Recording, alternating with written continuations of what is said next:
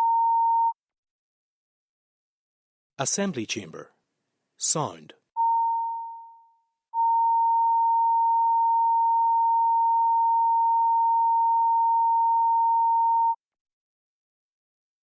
Assembly Chamber. Sound.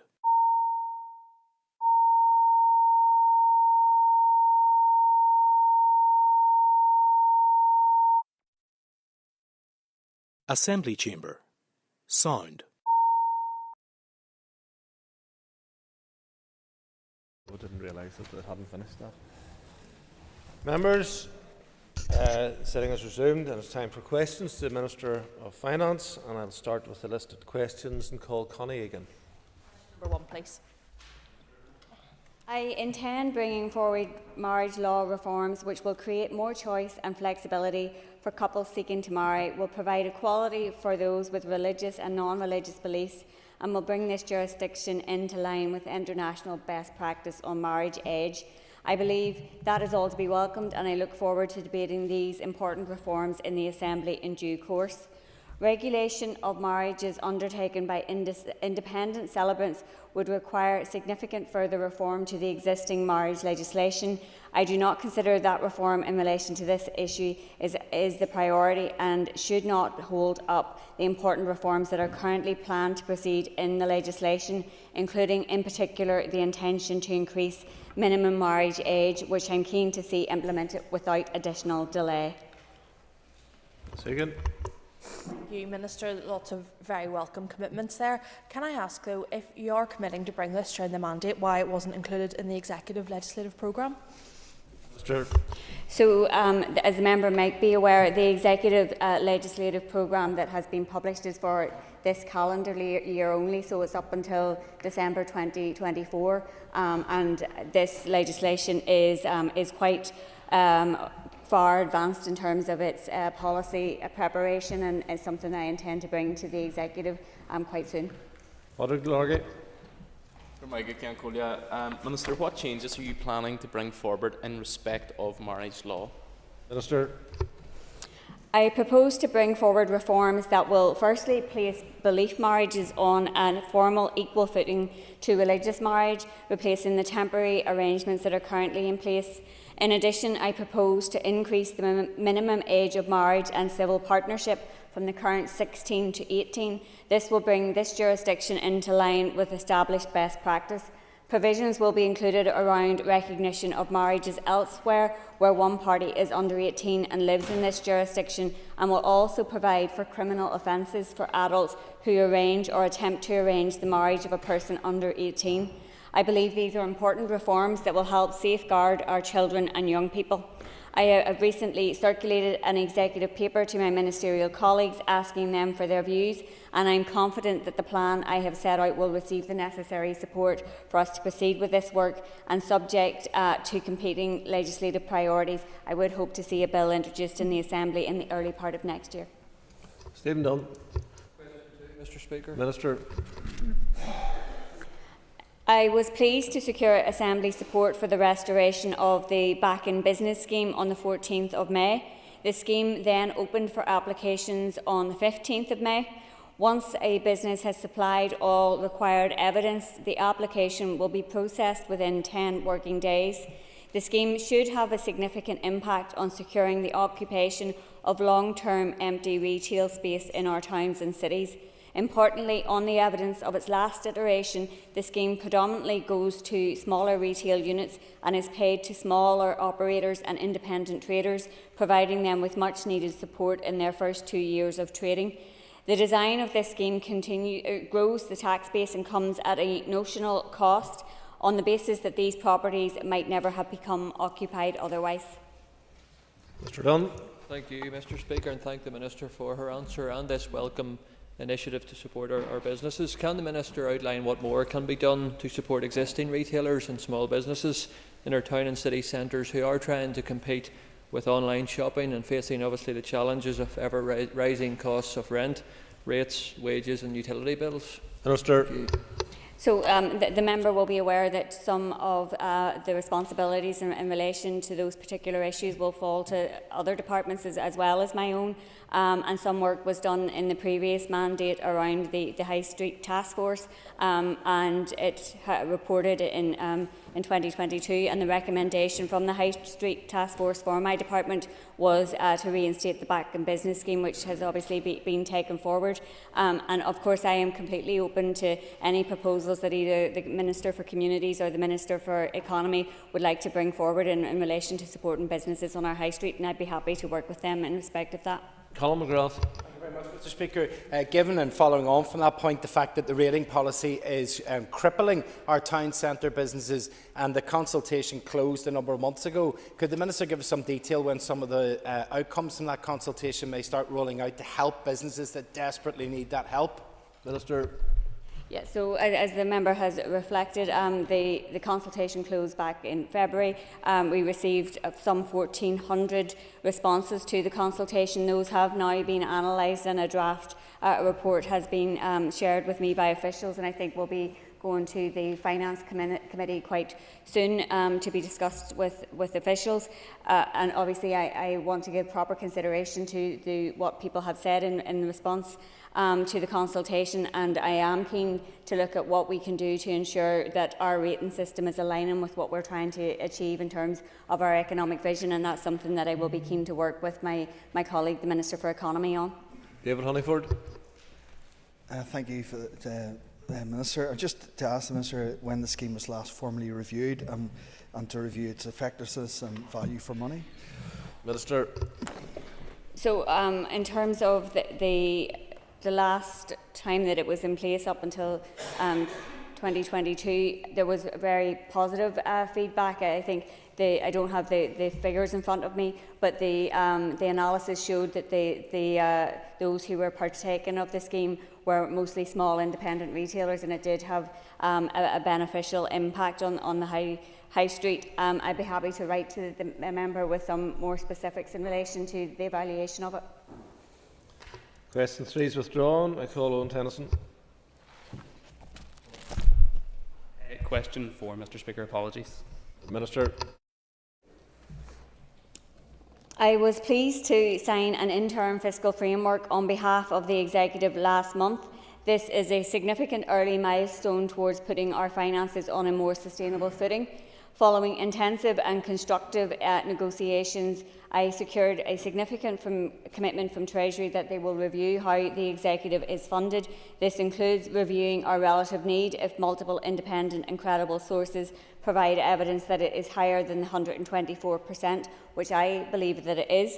I have established a new team within my department to take forward the important work to agree a final fiscal framework, and one of the first tasks of that team is to consider how we build on the robust independent evidence base that we have already, thanks to the work of the Fiscal Council.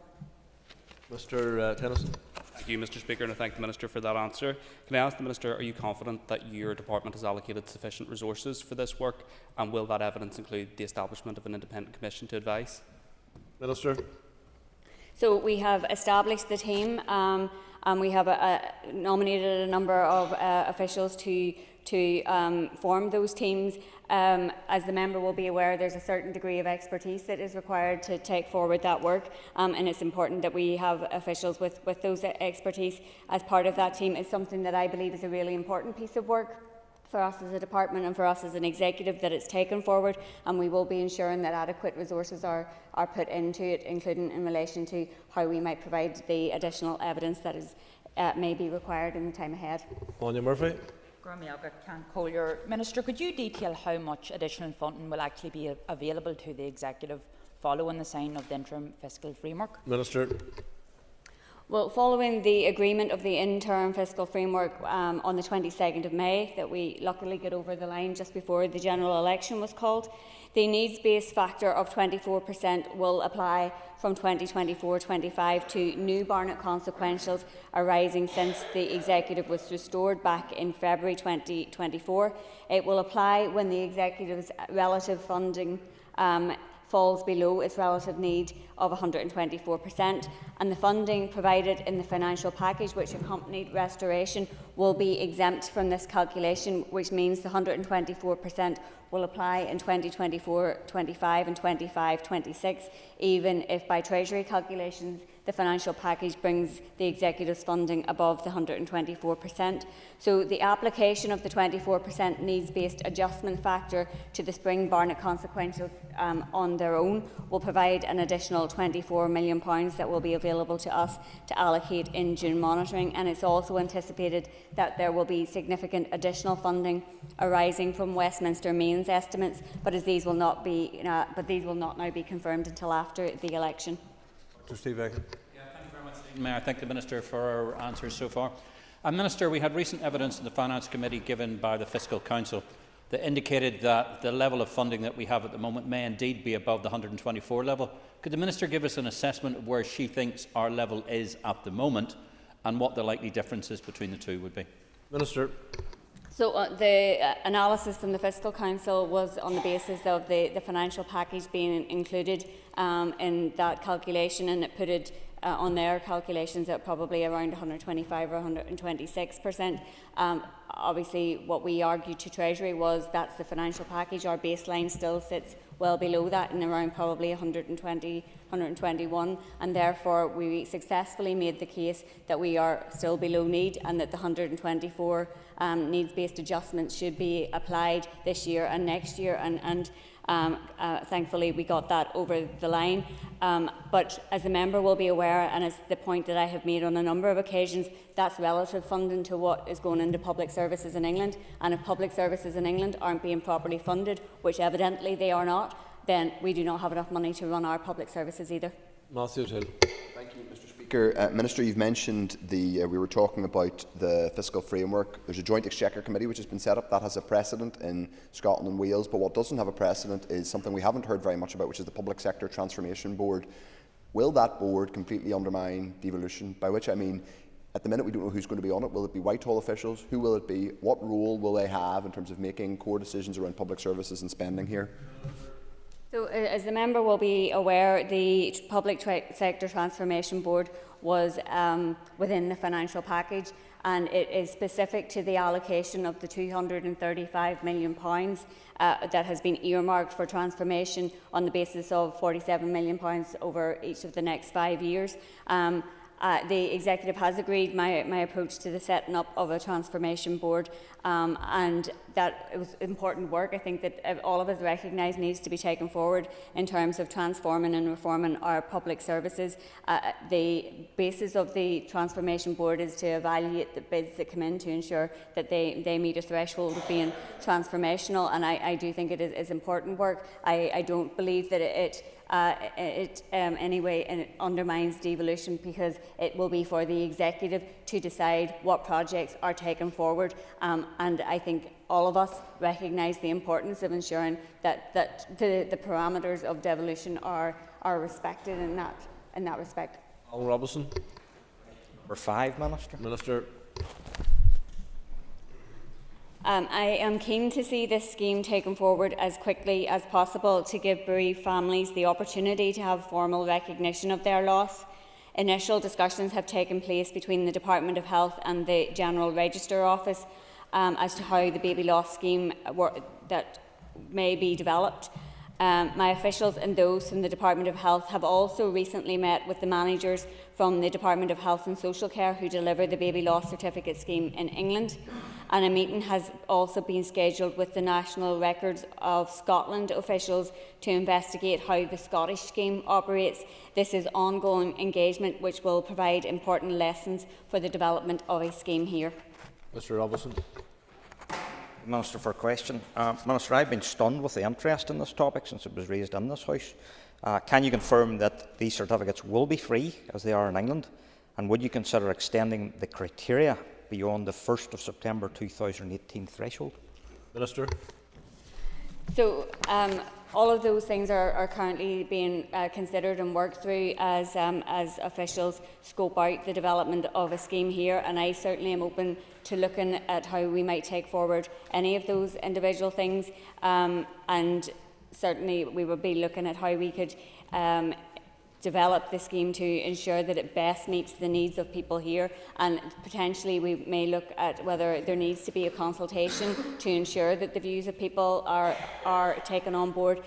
We have not yet taken a position as to whether a consultation will be required, but it's something that we will keep under review as we go through negotiations or go through engagements with those officials who are involved in the schemes in Scotland and England. Melissa McHugh. Concorla, August, will baby loss certificates be available as Gaeilge? Minister. So I would be keen to build on the progress that has been made so far in registering life events in Irish, and therefore while officials are working on the preliminary plans as to how the scheme could work, and all options, as I said to Mr Robinson, are being considered in that regard, including on how potentially we could take this forward in relation to the production of baby loss certificates in Irish. Yeah, Nicole. Thank you, Minister, for your answers so far. The issue of baby loss certificates is one that constituents have raised with me on a number of occasions, and I wonder, given it's a legislative priority, if the Minister has set aside budget allocations for baby loss certificates. Thank you. Minister. So officials are still working through the preliminary plans as to how the scheme will work or could work. So costs can't be finalised until the General Register Office has engaged with the Department of Health officials in more detail to agree what our plans for delivery will be. But obviously we'll look at cost implications once those figures have crystallised. Paula Bradshaw. Minister. As part of Budget 24-25, TEO submitted a capital bid of £54,000 in relation to leasehold property for the language bodies that are being established under the Identity and Language Act. The Department did not submit any resource bids related to the bodies, although indicated as part of their return that they would bid during the in-year monitoring process when necessary, and the current in-year monitoring process has not yet been completed. Ms Bradshaw. Thank you, Mr Speaker, and thank you, Finance Minister. That's very helpful information, and it's useful to know that they do have plans within this financial year. I suppose the concern I have as Chair of the Executive Office Committee is that we have no idea what that envelope will look like, and I would appreciate if we can have any updates when you receive them in this chamber. Thank you. Sure. I thank the member for that, and I understand TEO have developed a business case and sought approval for expenditure required to establish and sponsor the bodies. It was approved by my department on the 10th of May, and I understand TEO are now in the process of recruiting and appointing core staff along with members of Office and Identity and Cultural Expression and the 2 commissioners, and I'd be happy to share any updates that I have. Patsy Midlone. Ask the Minister, but explain did the Executive Office not put in a funding for those language bodies, and is it long-term investment?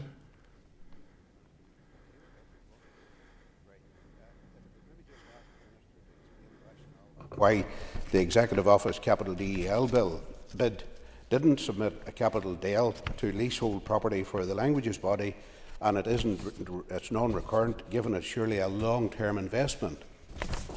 Minister. I think that question might be more appropriately directed at the Executive Office in terms of them being able to explain that. Jim Allister. Tell us the costs that were identified in the business case that your department approved, and in terms of competing within the monitoring rounds, we're now in a situation then, are we, where health, which says it's 200-300 million short, is going to have to compete in the monitoring rounds with pet projects like the Irish Language Commissioner? Minister. So I don't have the figures from the business case in front of me. I will be happy to write to the member on that specific point, and obviously it's for any department to bid for any project that it sees fit as part of the monitoring round process. All cool. Cast over a shock, question number 7. Minister. So in the previous mandate, my predecessor Conor Murphy brought forward a number of procurement policy notes that were agreed by the Executive, including one on social value, and that existing policy on social value is already delivering. For example, 3,500 long-term unemployed people have gained employment. 90+ social enterprises are now part of government supply chains. 3,600 hours of volunteering with the voluntary community and social enterprise sector have been delivered. 8,000 hours of skills development activities completed. 2,800 weeks of work experience delivered, and 3,800+ hours of environmental awareness initiatives completed. A review of the scoring social value policy is in progress, and I plan to bring a refreshed policy to the Executive before summer recess. The revised policy will make it easier for small and micro businesses to deliver social value. There will be a new requirement for departments to have targeted social value strategies and to consider grant funding for social and community services, and social value themes will better align to a new programme for government, climate change commitments and/or the investment strategy. And for major capital projects which impact on communities, there will be a requirement for effective community consultation on social value. Thank you, the member for her answer. For your response. So in addition to the key challenges or the key changes really that you've outlined, what other additional aspects of ensuring there's more inclusivity around social value would the Minister like to see in this policy coming forward? Minister.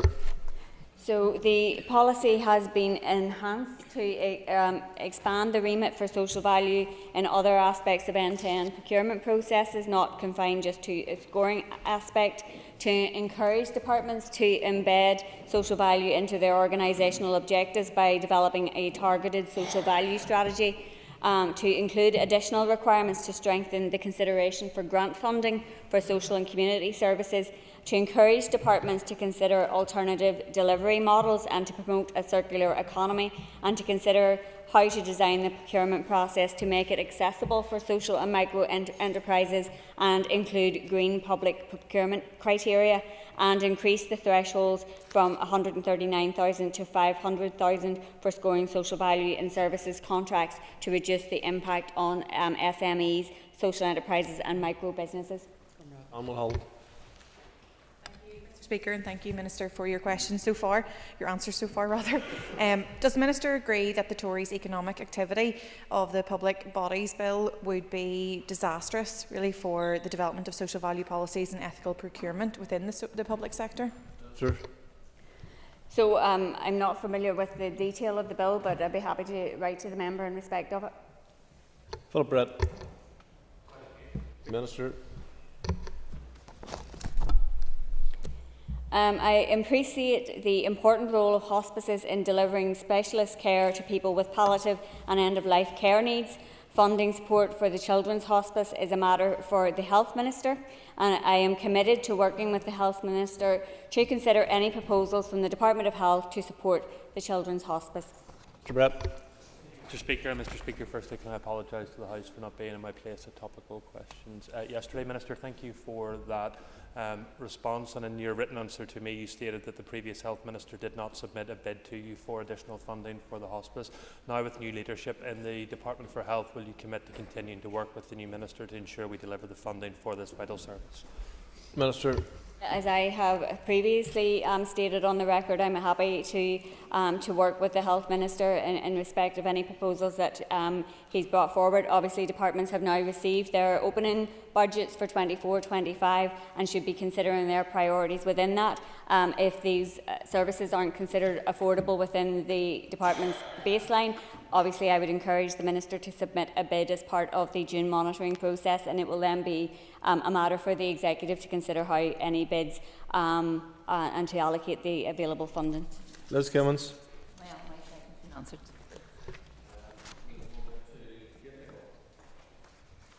Please. Minister.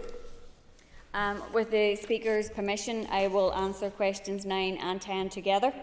Alongside my executive colleagues, I am committed to addressing issues of affordability, sustainability and supporting our children to have the best start in life. I raised the importance of making improvements to the tax-free childcare scheme in my engagement with the Chief Secretary to the Treasury during the Finance Interministerial Standing Committee in March.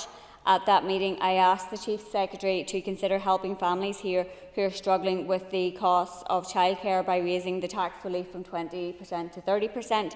Department of Education officials have engaged with officials from HMRC and Treasury on this matter also.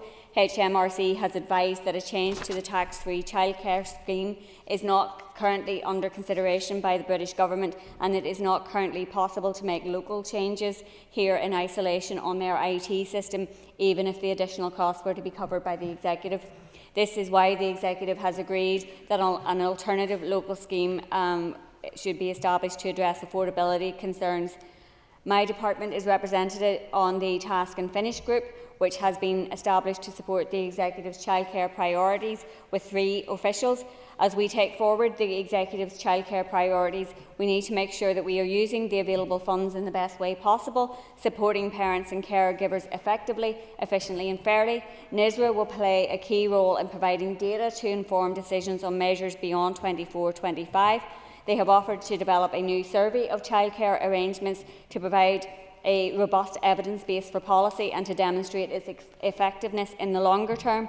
Also within my department, the Innovation and Consultancy Services Division stands ready to assist the Department of Education in the design and rollout of pilot schemes and the longer-term development of childcare support. This offer of assistance has been notified to the Education Minister. Thank you, Minister, for a very comprehensive answer, and I know this is an issue that you're personally very invested in. As part of the childcare strategy, the wider childcare strategy, is the Minister considering introduction of any support through the rate system to support early years in childcare settings? Minister. So, as the member will be aware, and I have received correspondence on this issue, there have been calls to provide rates relief to improve affordability. Around 75% of identifiable childcare providers in the rating system currently qualify for small business rates relief, and the rates bills for these providers are £7,000 per year or less. My department has also considered whether further rates relief would meaningfully improve the affordability of childcare. So assuming that 100% of rates relief was passed on, a saving of that amount divided by a small number or by the number of children using the service might only result in a marginal reduction in the weekly fee for each child. So as such, it's not part of the £25 million package of measures that was agreed by the Executive for development and implementation, and it's anticipated those measures will be more effective in supporting the sector and families, but it is obviously something that I'm happy to keep under review, and if the Education Minister wants to engage further around specific proposals, I'm happy to do so. Monsieur. Cin Corlia and Gormagat Lishan Ira. Thank the Minister for that answer. How is your department supporting childcare providers specifically? Minister. So as I have just outlined in relation to the rates relief support, there are currently 141 registered childcare providers who are entitled to small business rates relief, receiving about £150,000 of support. The small business rates relief scheme has been extended by my department for 24-25, and I'm committed to ensuring that we continue to develop our rating system to ensure it's fair, equitable and progressive and aligns with the Executive's economic vision. And while we have initially allocated £25 million to the childcare strategy in the budget, it's possible that potentially we might be able to provide some more funding for 24-25 for childcare if that becomes available and if the Education Minister brings forward more concrete proposals through bids in the in-year monitoring process. Navan Fort. Mr. Speaker, and thank you, Minister, for your answers so far. To build on the previous question with regard to the rates relief, I would ask that the Minister, would she consider having a look in the short term again at the rates relief for childcare settings, given that the £25 million settlement has a strand for business support where the Department of Economy, Invest and I are going to reach in and support businesses that are struggling. For those that are getting relief that is under £7,500, I'm sure she'll appreciate that actually most childcare settings are hitting higher than that under the current business rates relief system. So I'd ask that she would consider look at that. And I thank the member for that question. And yes, in my response to the Education Minister in relation to the proposals that he brought forward, I said that my officials were happy to continue to engage with his officials in relation to any of the proposals, including in relation to rates relief. Morris Bradley. Thank you, Mr. Speaker. I asked the Minister of Finance to outline what steps her department will take to achieve a regional balance when placing Northern Ireland civil service staff in posts. Minister. Civil service staff are posted in accommodation across the region, both in the Department of Finance's office estate and in buildings owned or leased by other departments. 6 Connect 2 hubs were opened in August 2022, allowing staff to work remotely at 6 regional locations. As an alternative to working from their home or in a designated workplace. The Civil Service has also implemented a hybrid working policy which helps support regional balance by affording its workforce more choice about their working location, allowing a mix of workplace, home and remote working. As a major employer, the Civil Service recognises the potential benefits of hybrid working in contributing to regional balance. Therefore, hybrid working is available where possible for all employment opportunities offered by the Civil Service. Decisions about where civil service staff need to be located to perform their work duties are for departments to consider. Individual departments determine the number, type and grades of posts at each location. We now move to topical questions. Call Matthew O'Toole. Thank you, Speaker. Minister, the Sinn Féin manifesto ahead of the Assembly election in 2022 called for, quote, greater devolution of fiscal powers to better equip the Assembly to target resources and develop progressive tax policies that will improve public services. I agree with that aspiration, Minister, but what specific powers are you seeking and did you raise those powers at the first meeting of the Joint Exchequer Committee? Minister. So, as the member will be aware, the Independent Fiscal Commission published its report in 2022. There was a subsequent consultation on that report, and I will be considering the responses to the consultation and bringing proposals in relation. I'll be considering the broader, all of the tax powers that were reported on and the findings in relation to those, and bringing recommendations to the executive in due course. As the member is also aware, the interim fiscal framework set out the parameters for discussion in relation to a final fiscal framework, which includes the principles of fiscal devolution, and that was something that was discussed at the first meeting of the Joint Exchequer Committee. If I understand the Minister correctly, the fiscal framework context for discussing devolution was discussed, but not perhaps the precise powers you would like to see devolved here. Minister, the Fiscal Commission did report in 2022. I just quoted a manifesto from 2022. We are now back here several months and we're several years on from first having these debates around greater fiscal devolution. Which specific powers would you seek to devolve? You need executive agreement. Which specific powers would you like to devolve, and when will this House be updated? Minister. So I thank the member for his question, and he's quite right. This is work that has been going on for some time. It's work that I am committed to taking forward. He will also be aware that in taking forward any negotiations in relation to the devolution of fiscal powers, we will have to have an executive position on that, and so I will be bringing recommendations to the executive, and I would like to be doing that as quickly as possible, because obviously we are trying to progress negotiations in relation to a final fiscal framework. Ciara Ferguson. Thank you, Mr. Speaker. Would the Minister agree that all departments, including the Department of Health, as referenced by our Health Minister yesterday, are under enormous financial pressure due to the underfunding of our public services by the British Government? Minister. So we are all aware that over a decade of austerity and cuts has been hugely damaging for our public services and for workers, families and communities here. It's clear that all departments are under significant financial pressure. This was evidenced by the fact that in terms of our departmental resource bids, there were 3 times as many asks as there was funding available. And of course, while it's welcome, the financial package brings the executive above the level of relative need in 24-25. It doesn't mean that we are adequately funded. It only provides funding relative to spend in England. The ongoing underfunding of public services in England means that the executive, along with Scotland and Wales, is not funded to deliver good quality public services. I am on record, and I will reiterate, that I wish I had been in a position to provide every department with more funding to deliver public services, but the stark reality is the demands on our finances far outstrip the funding that we have. That said, I will continue to work with all my executive colleagues, and I met the new Health Minister yesterday and committed to working constructively and positively with him, and I will continue to press the British Government, whoever that might be after the 5th of July, for more funding for public services. Peter Ferguson. Thank you, Minister, for the update thus far. Would the Minister also agree that it's a unified approach by the Executive to the Treasury, whether this British Government or any new government, is essential to ensuring that our public services are properly funded?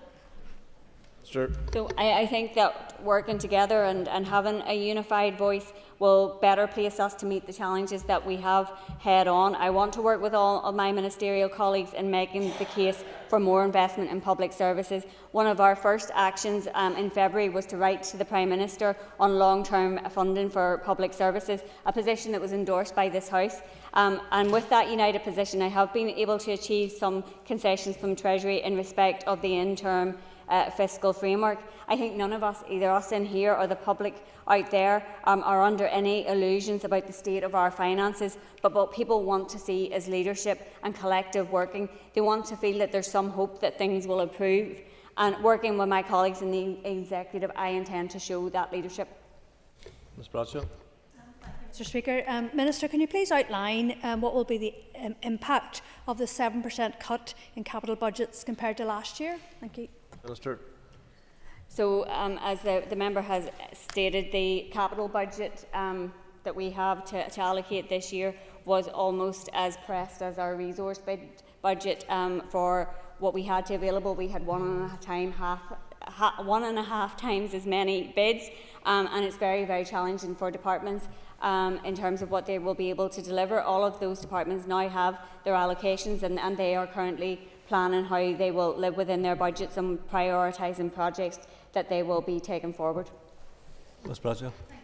So, can you give us your assessment on whether the earmarked capital projects will be completed in the allocated budget, and whether they still represent value for money? Thank you. Minister. So the projects that have been earmarked in terms of capital bids are previous executive flagship priorities, and they are based on the bids that have been made by departments that they believe will be required in this financial year, and it will be for departments to keep that under review and ensure that if they aren't going to spend any money, similar to their resource budgets for this financial year, that they report that to the Department of Finance so that any money can be reallocated at the earliest opportunity. David 24. Mr Speaker, around a third of payments from government to small businesses are currently late. Many of these are self-employed or small micro companies who do work and provide services for all sections of government and arm's length bodies. When the money's there to pay them, does the Minister recognise the difficulties that this is causing, and will the Minister commit to look into this issue further? Sure. So there is a prompt payment policy, and all departments and government bodies and public bodies should be adhering to that, and certainly I would encourage that all payments are made promptly, particularly to small and micro businesses, because very small amounts of money to some public sector organisations could be the putting the lights out of a small business. So it is really important that payments are made promptly. I would be happy to engage with the member on this issue, and if there's further work that needs to be done in respect of it. Navan Fort. Yeah, thank you to the Minister, and thank you for your response. It is a real problem, and we can all want and hope, but it is really starting to legislate to allow and make sure that this happens, because as the Minister has said, this is causing devastating outcomes to small business. And I will take her up on that, officer, meeting. Maybe we can also meet with the Federation of Small Business at the same time and expand that and look to provide solutions. So thank you for your response. I would be happy to engage with the member and with the Federation of Small Businesses. I've had the opportunity to engage with FSB on a number of occasions since I've taken up office, and would be happy to do so again. And Dodds. Mr. Speaker, could I ask the Minister for her assessment of the Department of Health's claim that it needs an annual rise in its budget of 6 to 7% every year just to deliver the same service? Minister. So I think we all recognise that there are inflationary impacts that, that hit all departments and the delivery of public services over the course of a year, and certainly over the last few years there have been particular inflationary impacts that have seen costs go up. The Department of Health has that particular figure that it states is required. Over the past 3 years of this current spending review period, the Department of Health's baseline has increased by 1.6 billion, so it has had a significant uplift in this spending review period. Ms Dodds. Thank you, Minister. The Department of Health has indicated that it has a long-term desire for reform and reorganisation. Could you outline for the House what bids you've received in relation to that reform and reorganisation? Minister. So the process for, as the member will be aware, the Transformation Board will be allocating the specific money that has been ring-fenced for public sector transformation, the £47 million this year and each of the next 5 years. And the process to ask for bids only started last week, so departments will only be submitting those at this point in time. They will be considered over the next short period, and hopefully will be in a position to make some allocations in relation to that in the near future. Could I thank the Minister for answers so far? Just on that matter, could the Minister provide a full update on the Transformation Fund? Minister. I think we would all agree that it has been clear that the level of funding we have for public services isn't sufficient, but also that we need to transform how we provide public services, and across many sectors public services are in critical need of investment and reform to ensure that we are able to deliver quality and efficiency of service for citizens.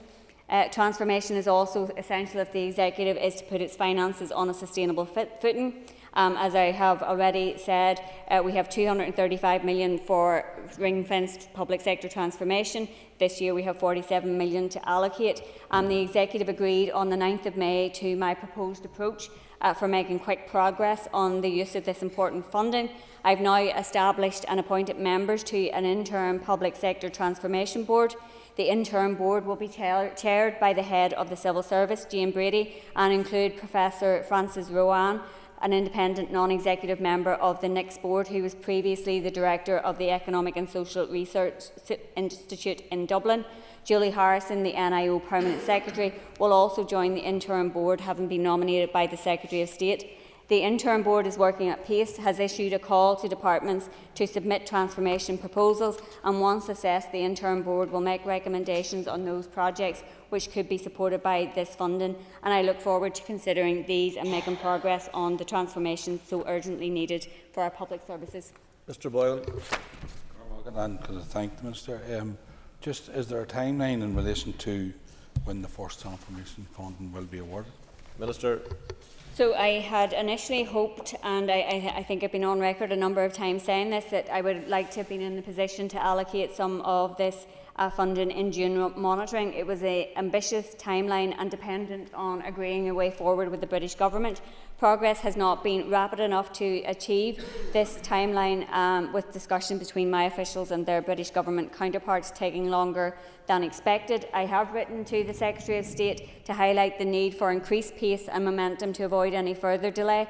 Nevertheless, it remains my aim that funding will be announced in the summer for a number of the smaller scale projects. For larger scale projects, the process for application and assessment was always going to be a longer process given the higher levels of transformation investment sought, and I have asked the interim board to progress its work at pace.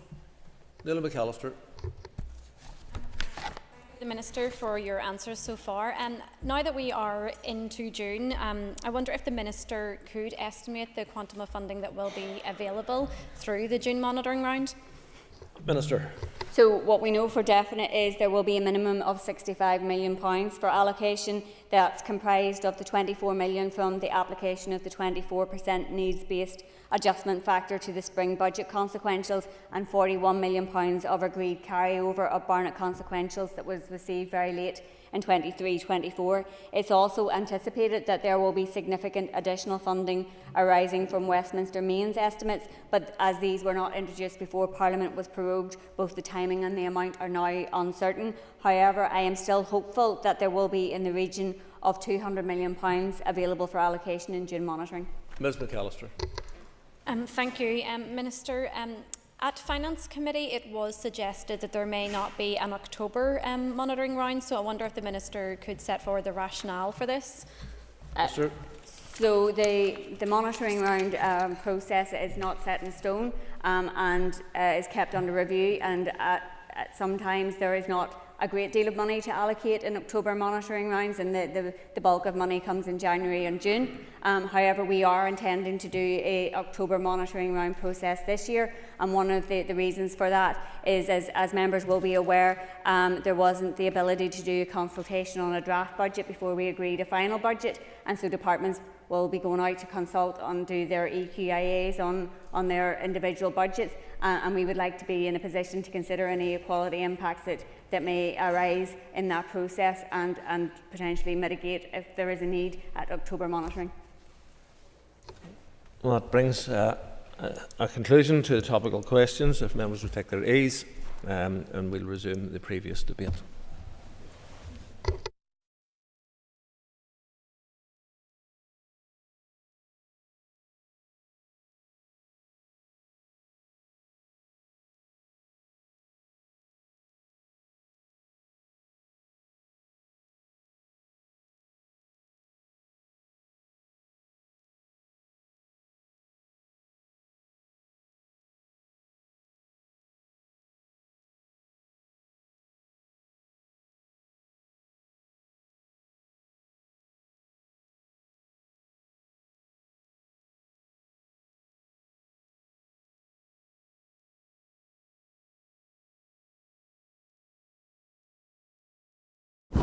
Okay, members, if we can resume our seats.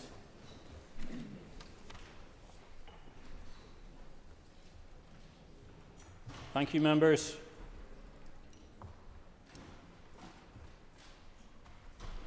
We're resuming the debate on the hate crime legislation, and Minister for Justice, over to you, and you have 15 minutes. Thank you. Thank you, Mr Deputy Speaker. First of all, could I put on record my pleasure that the Assembly have taken an interest in this important issue, and also that it gives me the opportunity to clarify my ongoing commitment to successfully delivering hate crime legislation within this current mandate. I want to begin by stating clearly that hate and prejudice have no place in our society. Recent events demonstrate only too well the appalling and destructive impact that hate can have on our society in Northern Ireland. Just yesterday, I listened to Lillian Sonori Barr, who made history as the first black mayor in Northern Ireland, speak about the racial abuse, including death threats, which she's had to endure. A few weeks ago, I heard Jay Basra, an election candidate for the UUP, speaking out against the racist abuse he has suffered. And I also listened in horror as the parents of 3-year-old twins described a transphobic attack on their young children. I'm reminded of Takura Makoni, who was forced to move out of his home with his family due to racist and anti-immigrant intimidation earlier this year, as well as the terrifying footage of a sectarian attack on a young mother and her toddler's home in Lurgan last year. These are just a few examples, but whether it's directed at political representatives, candidates, a single young mum, ethnic minority or trans members of our communities, each of these incidents is not just wrong, but utterly destructive. Even one incident is too many. However, it is also the case that each hate-motivated incident is not just impactful on the primary victim, but the ripple goes outwards through their family, their friends, and other members of their community. This does not, in talking about hate crime legislation, create a hierarchy of victims, as some has suggested. It recognises the wider impact of crime committed with a hate motivation and the creation of secondary and tertiary victims. I hope that all members from right across the chamber would join me in condemning the actions of those who seek to stoke hatred, to deepen the divide within our communities. And it's my wish today that as we discuss this motion, we send a united message to those who target someone because of who they are or what they believe, that that is not acceptable and that you will face the full force of the law. Improving current legislation to support hate crime victims was a commitment included in the draft programme for government in 2016 to 21. And providing a victim-centred legislation outcome has been a key priority for me and remains so as Justice Minister. Members will know that in December 2020, Judge Desmond Marrinan released his independent review of hate crime legislation in Northern Ireland. Recommendations from Judge Marrinan's review have provided a valuable framework in which to strengthen our current legislation. They have provided the impetus to ensure that action is taken where necessary and to increase victims' confidence in the system that brings offenders to justice. Hate crimes are committed, as I said, against an individual based on a personal attribute or a group identity. They are known to have a pronounced impact on victims, and the ramifications can extend beyond the direct victim to their communities by signalling that members of certain groups are not welcomed, valued or worthy of equal respect. Effective hate crime legislation can provide redress to victims, ensure sentences reflect the harm caused not just to the victim but to wider society, and support law enforcement agencies in the operation of their own hate crime policies. Following Judge Marrinan's review recommendations, the Department accepted the need for a new legislative statutory aggravation model for all criminal offences, whereby each existing offence can be aggravated and provision for higher maximum sentences will be retained. This is the central element of hate crime reform and is the most impactful part of his report in terms of victims. Having met recently with Judge Marrinan, he would agree that this is crucial. A standalone foundational hate crime bill was originally scheduled to be introduced in the current mandate as the fourth bill in this mandate. Since 2020, substantial and valuable work has been undertaken by my department in implementing Judge Marrinan's 34 recommendations, including progress in working towards the development of that hate crime bill. This has included the delivery of a wide-ranging Phase 1 public consultation on a range of Judge Marrinan's recommendations and publication of consultation findings report and a way forward document. Following this, my department progressed preparatory work for the introduction of legislation, including the commencement of draft instructions for some of those Phase 1 policy positions. The department has also undertaken significant engagement with a wide range of stakeholders as part of the policy development process. This has included regular discussions with criminal justice partners to consider the operational aspects of hate crime legislation proposals, particularly in relation to the introduction of the statutory aggravation model. Engagement with a broad spectrum of non-statutory organisations representing hate crime advocacy and victims groups has also been maintained.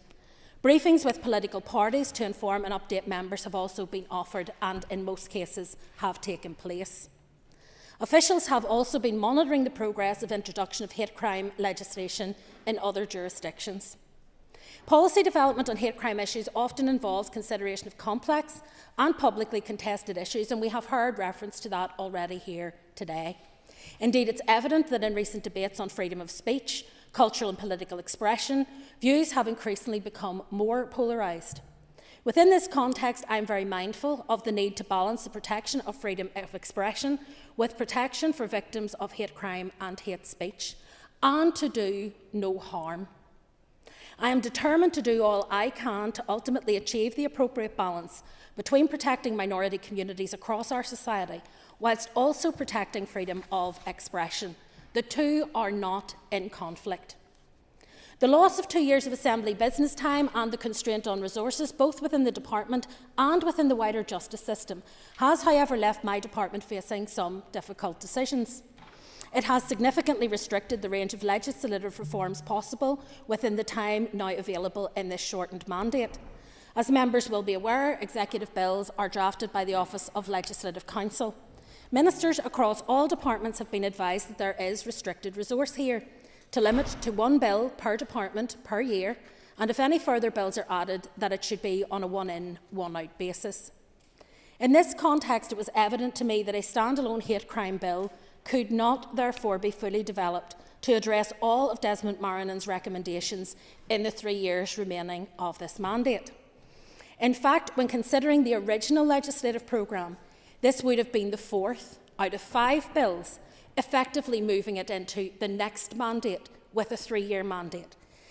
It is precisely because I prioritise hate crime that I made the decision at the start of the mandate to bring forward the most impactful elements of legislation for victims to be delivered within this mandate as foundational hate crime provisions. There are no intentions, and I would reassure the member for Foyle, to water down the hate crime provisions or to in any way weaken the provisions that will be made in hate crime legislation. But there is an issue that one can only do so much in the time available. And it is important that we recognise, despite what some members described as the glacial pace of legislation in this place, I would remind them that we had 3 years of a mandate followed by, or 2 years of a mandate followed by 3 years. It's a 5-year mandate. The Department of Justice has already brought forward 5 substantive pieces of legislation. We're currently awaiting executive approval for another significant piece of legislation to come forward, hopefully before summer recess, and there will be 2 further bills in this mandate. I think 8 bills in 5 years, the equivalent of 1 term, is not glacial. I actually think it's quite impressive for the department to have been able to achieve that, and that despite the disruption to the normal functioning of the department. I am now considering which of 2 possible legislative vehicles, either a victims and hate crime bill or split between the victims and the sentencing bill, would be most appropriate to deliver progress urgently. As part of those considerations, my officials and I have been engaging with sectoral groups who represent those minority communities which we're seeking to protect. For victims of hate crime, the only impact will be which provisions can be delivered in this mandate and how soon they will take effect. Whether that happens through a standalone bill or as part of a wider piece of legislation, the provisions that I intend to deliver in this mandate, which I will come to shortly, are the same. And the core element of a statutory aggravator model will remain the foundation for all other future provisions. There are a number of considerations that will influence my final decision in that regard. However, a key consideration is that if the statutory aggravator model is moved into the sentencing bill, it would be in force sooner than if it was included in the victims bill by 1 year or a standalone hate crime bill by 1 mandate.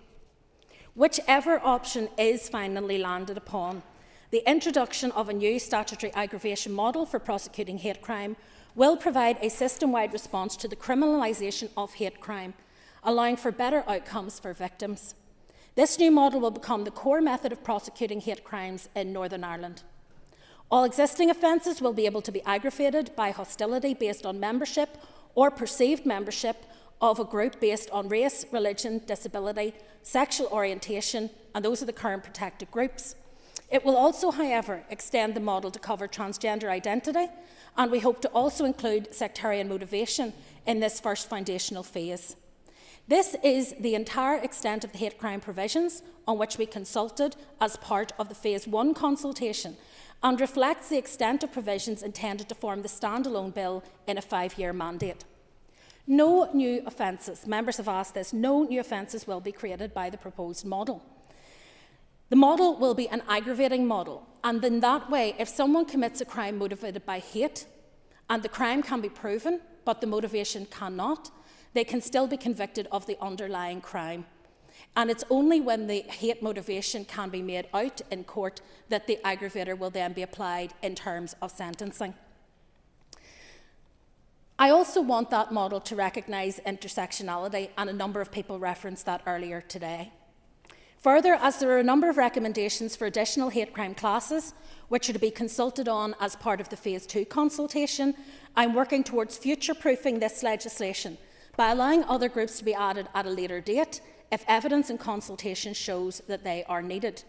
This would allow us to move at pace to respond to emerging trends without the need for further primary legislation, and would allow us to add to the list by secondary legislation and regulation.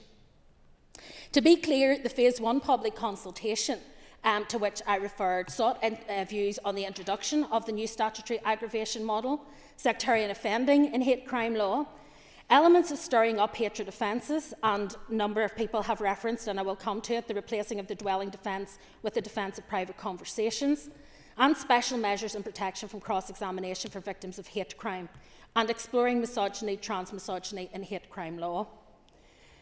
However, the Phase 2 consultation is intended to take forward recommendations for consultation, which include protected characteristics of gender, age, various of sex characteristics, as well as a duty to remove hate expression from public space, and that was due to take place later in 2024.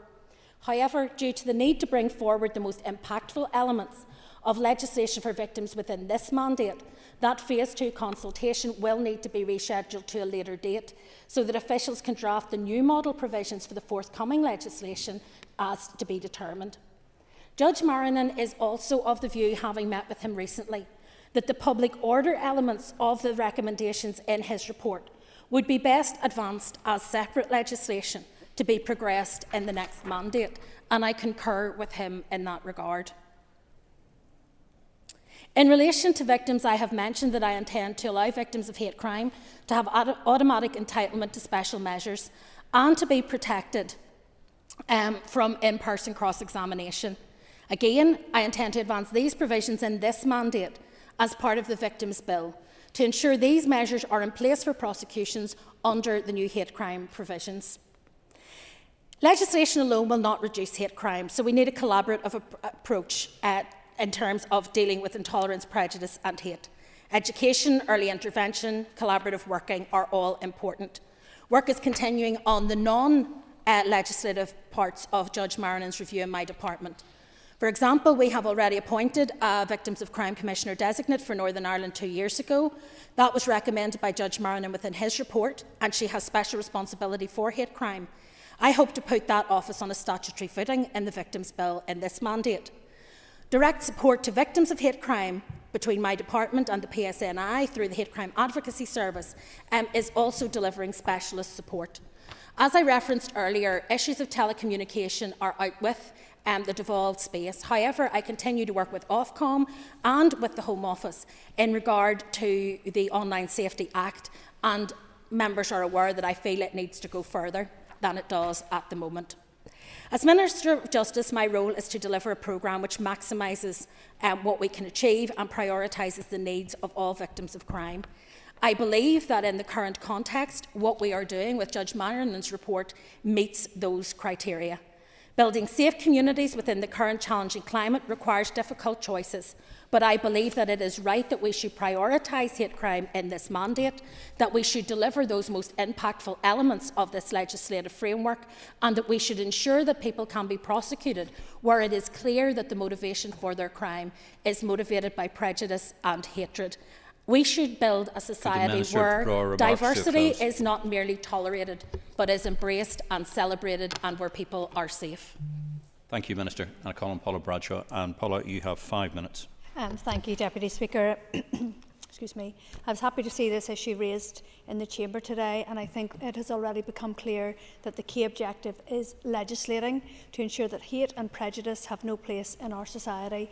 And I thought the proposer, Sinead McLaughlin, spoke very powerfully about the importance of this issue, particularly in the context of the abuse that her colleague, Councillor Lillian Senoy-Barr, has had to endure, not least in the last couple of weeks, and the Minister also recognised that. John Bunting emphasised that no hate crime is acceptable and that we must tackle it in all its forms. And Kate Nicholl paid tribute to all those who have had the courage to speak out when they have been the victims of hate crime, up to and including the loss of their homes and businesses, and challenged elected reps to also speak up. So I think we're all keenly aware that politicising such an objective will go down very poorly with the public. What matters is delivery. We also need to be clear about what it takes in terms of activity and time to deliver legislation which will work effectively on sensitive issues, and that is the point of this amendment. On the issue of delivery, Sinead and her colleague Colin McGrath raised the issue of standalone legislation. However, it may be noted that other members, such as Ms Bunting, emphasised that it is not the technicality of whether legislation is standalone that matters, but rather the impact that the legislation has. Paul Frew urged us to exercise caution and to take time to get the process and vehicle right.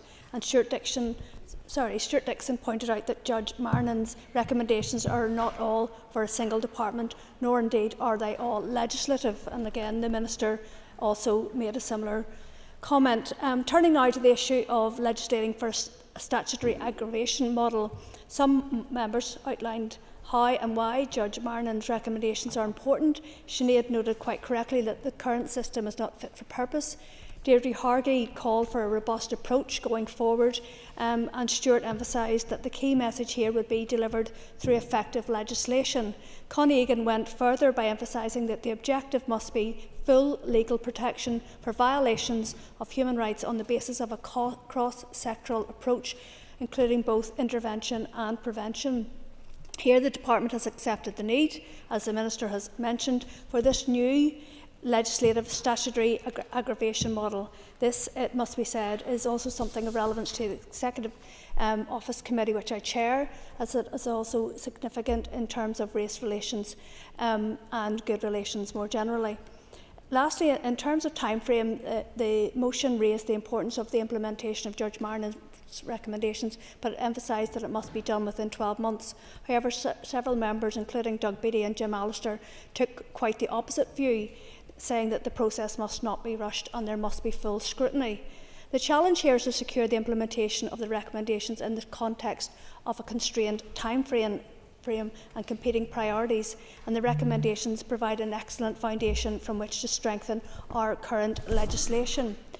In her response, would the member, yes, would the member also accept that, given that part of Judge Marnin's report actually still has to go to consultation, it would be impossible within a 12-month window to bring forward legislation? Thank you, Minister. Just coming on that point, in terms of your response, when you set out your clear priorities, you mentioned that the timeframe is restricted by the need for legislative drafting, consultation and complete policy development within this condensed period. And these priorities include legislation around the most impactful elements for victims, which will provide both delivery of key aspects now but a foundation for the future. So in drawing my comments to a close, Deputy Speaker, I would urge unity around our amendment. The outcome of the Minister's legislative plans are clear. We will see the introduction of a new statutory aggravation model for prosecuting hate crime, providing for better outcomes for victims during this mandate. Furthermore, legislation will be future-proofed to allow for further consultation, as I've just outlined, and engagement, and it will be accompanied by other policy work emerging from Judge Marnin's report, as the Minister clarified. Therefore, we are not just seeing from the Minister a commitment to delivering hate crime legislation, but a detailed roadmap towards exactly how that will happen, taking account of the obstacles others have put in her way, not least by collapsing these institutions for much of the current mandate. And I would urge the Assembly to commend that work and to unify the clear route laid out, which will provide practical and better outcomes for victims. Thank you. Thank you very much indeed. And I now call on Matthew O'Toole to wind, and you have 10 minutes. Thank you, Mr. Deputy Speaker. The issue of hate crime is one in which there's often more heat than light. So I do welcome the fact that today's debate was mostly undertaken in a civil and balanced way, and acknowledged the seriousness of the issues, the sensitivity and complexity of the legal and moral issues at stake, and acknowledged that these are extraordinarily important issues. This debate takes place the day after, as was acknowledged on several occasions, the inauguration of Lillian Sinoy Barr as the first black mayor in Northern Ireland. An extraordinary historic moment, not just for the city of Derry, but for this whole region. We were extraordinarily proud to nominate Lillian to that post. But Lillian, over the last number of weeks, and as Sinead McLaughlin said yesterday, has been subject to a torrent of disgusting racial abuse. Lillian is a talented public representative. She has been a champion not just via the SDLP and the North West Migrants Forum, but on a day-to-day basis as a public representative. Yesterday was also a day in which Councillor Mickey Murray, the Alliance councillor, Paula Bradshaw's colleague, was nominated as the first openly LGBTQ mayor of Belfast. My colleague, Pete Byrne, was confirmed as the first openly gay LGBTQ mayor of Newry, Mourne and Down. The reason I point these out is that we are making progress in this society. We are moving towards greater acceptance and indeed celebration of diversity. But we cannot kid ourselves about the huge problem we have in this society with permissiveness around hate.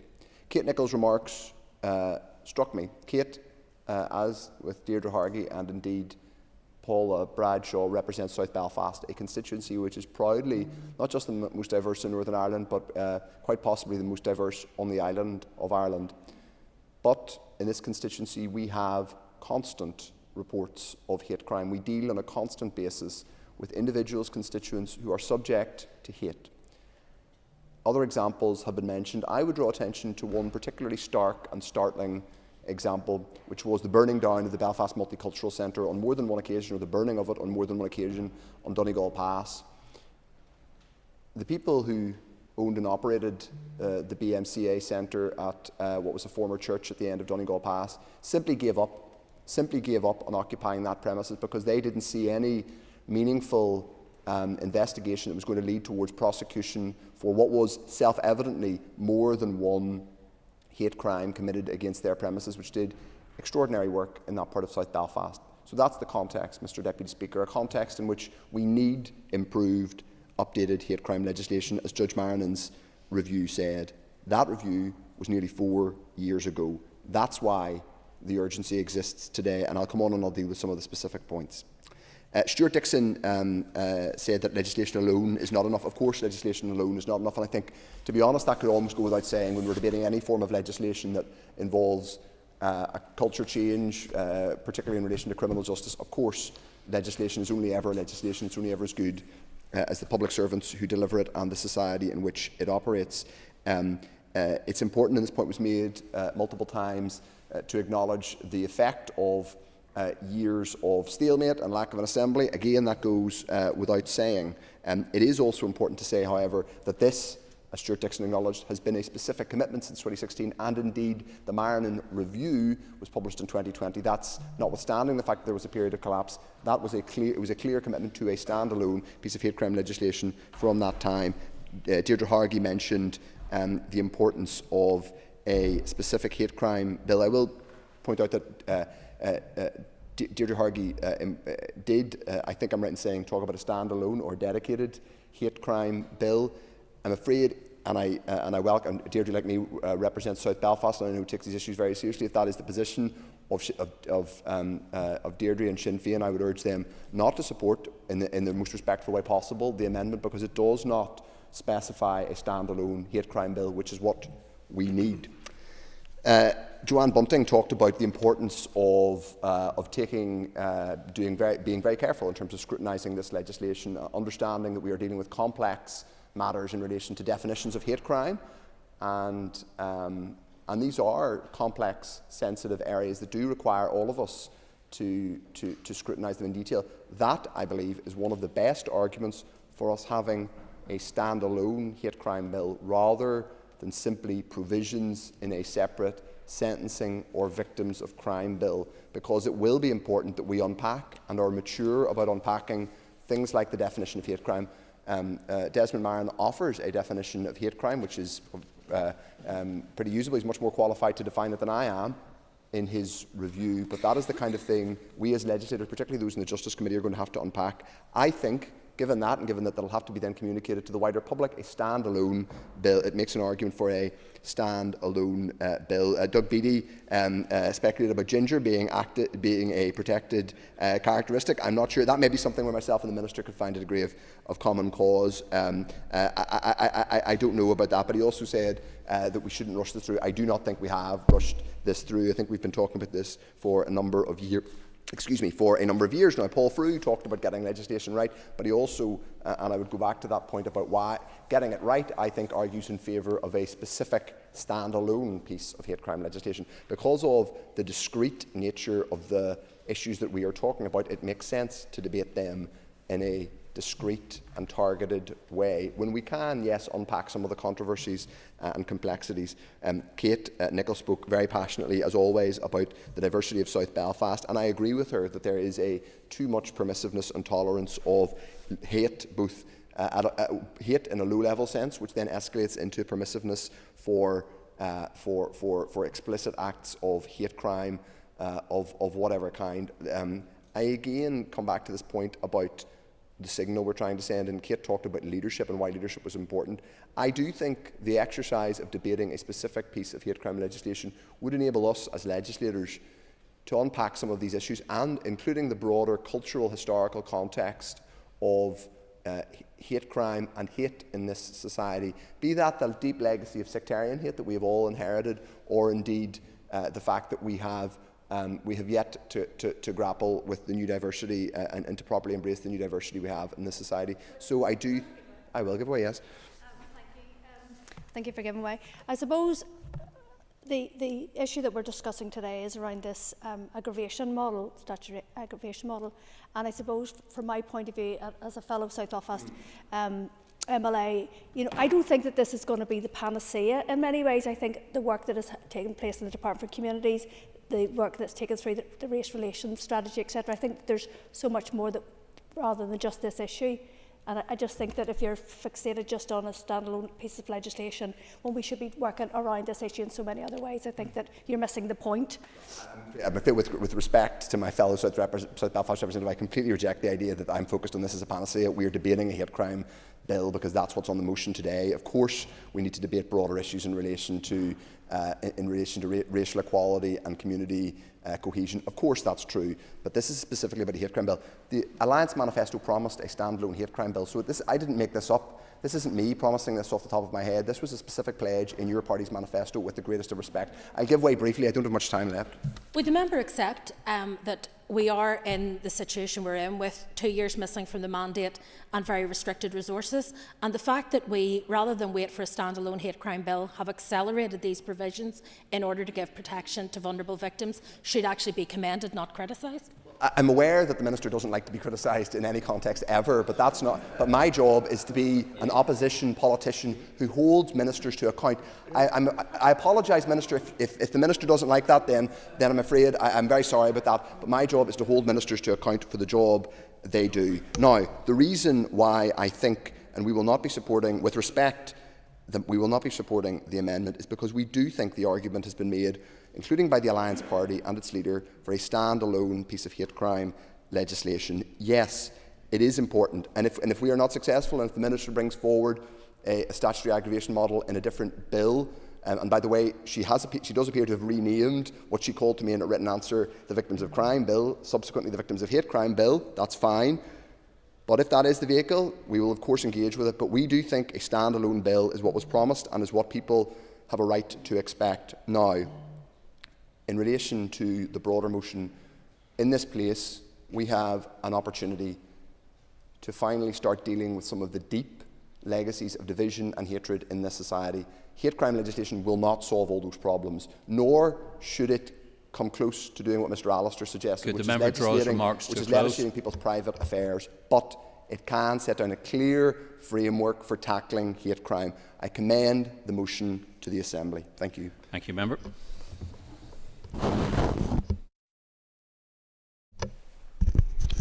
The question is that the amendment standing in the name of Stuart Dixon, Paula Bradshaw, Connie Egan and Kate Nicholl be made. All those in favour say aye.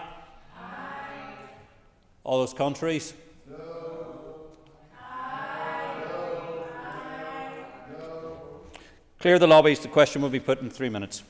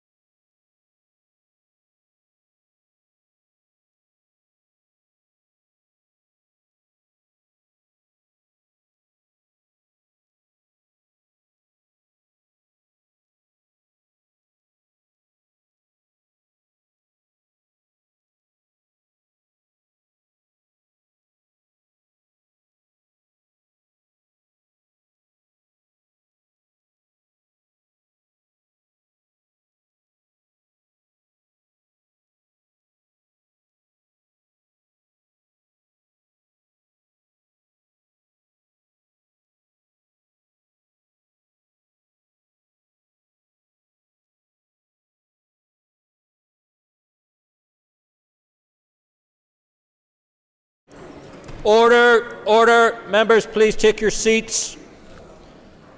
The question is that the amendment standing in the name of Stuart Dixon, Paula Bradshaw, Connie Egan and Kate Nicholl be made.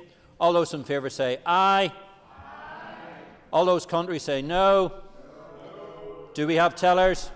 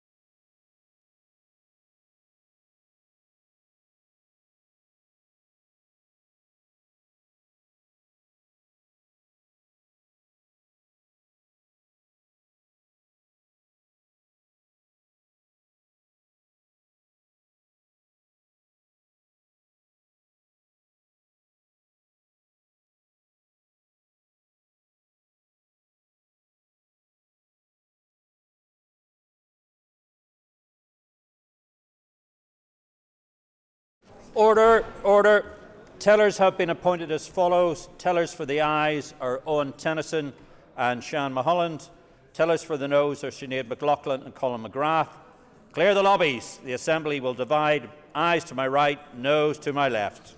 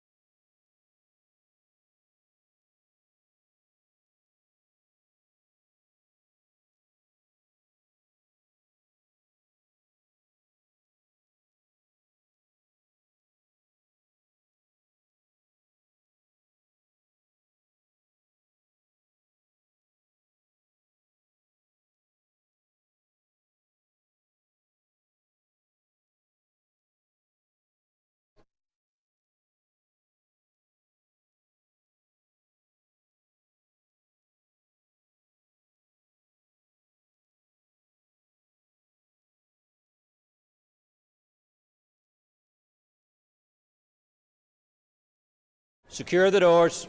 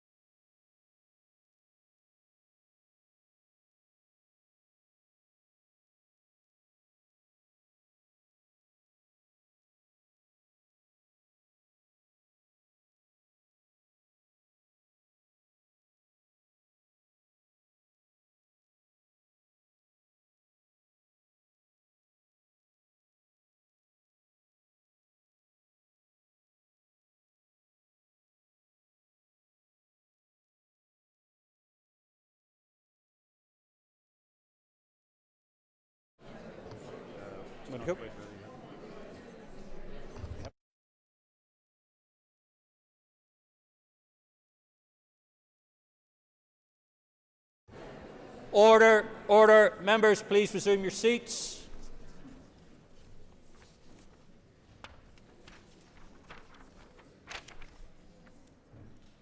Are we steady? A hush over the chamber. Clerk, please read the results. 75 members voted, 70 members voted aye, 5 members voted no. The amendment is therefore agreed. Unfasten the doors. The question is that the motion as amended be agreed. All those in favour say aye. Contrary, no. The motion on the order paper is agreed. The next item on the order paper is an opposition motion on conversion practices. If we take our ease for a few moments while we change over.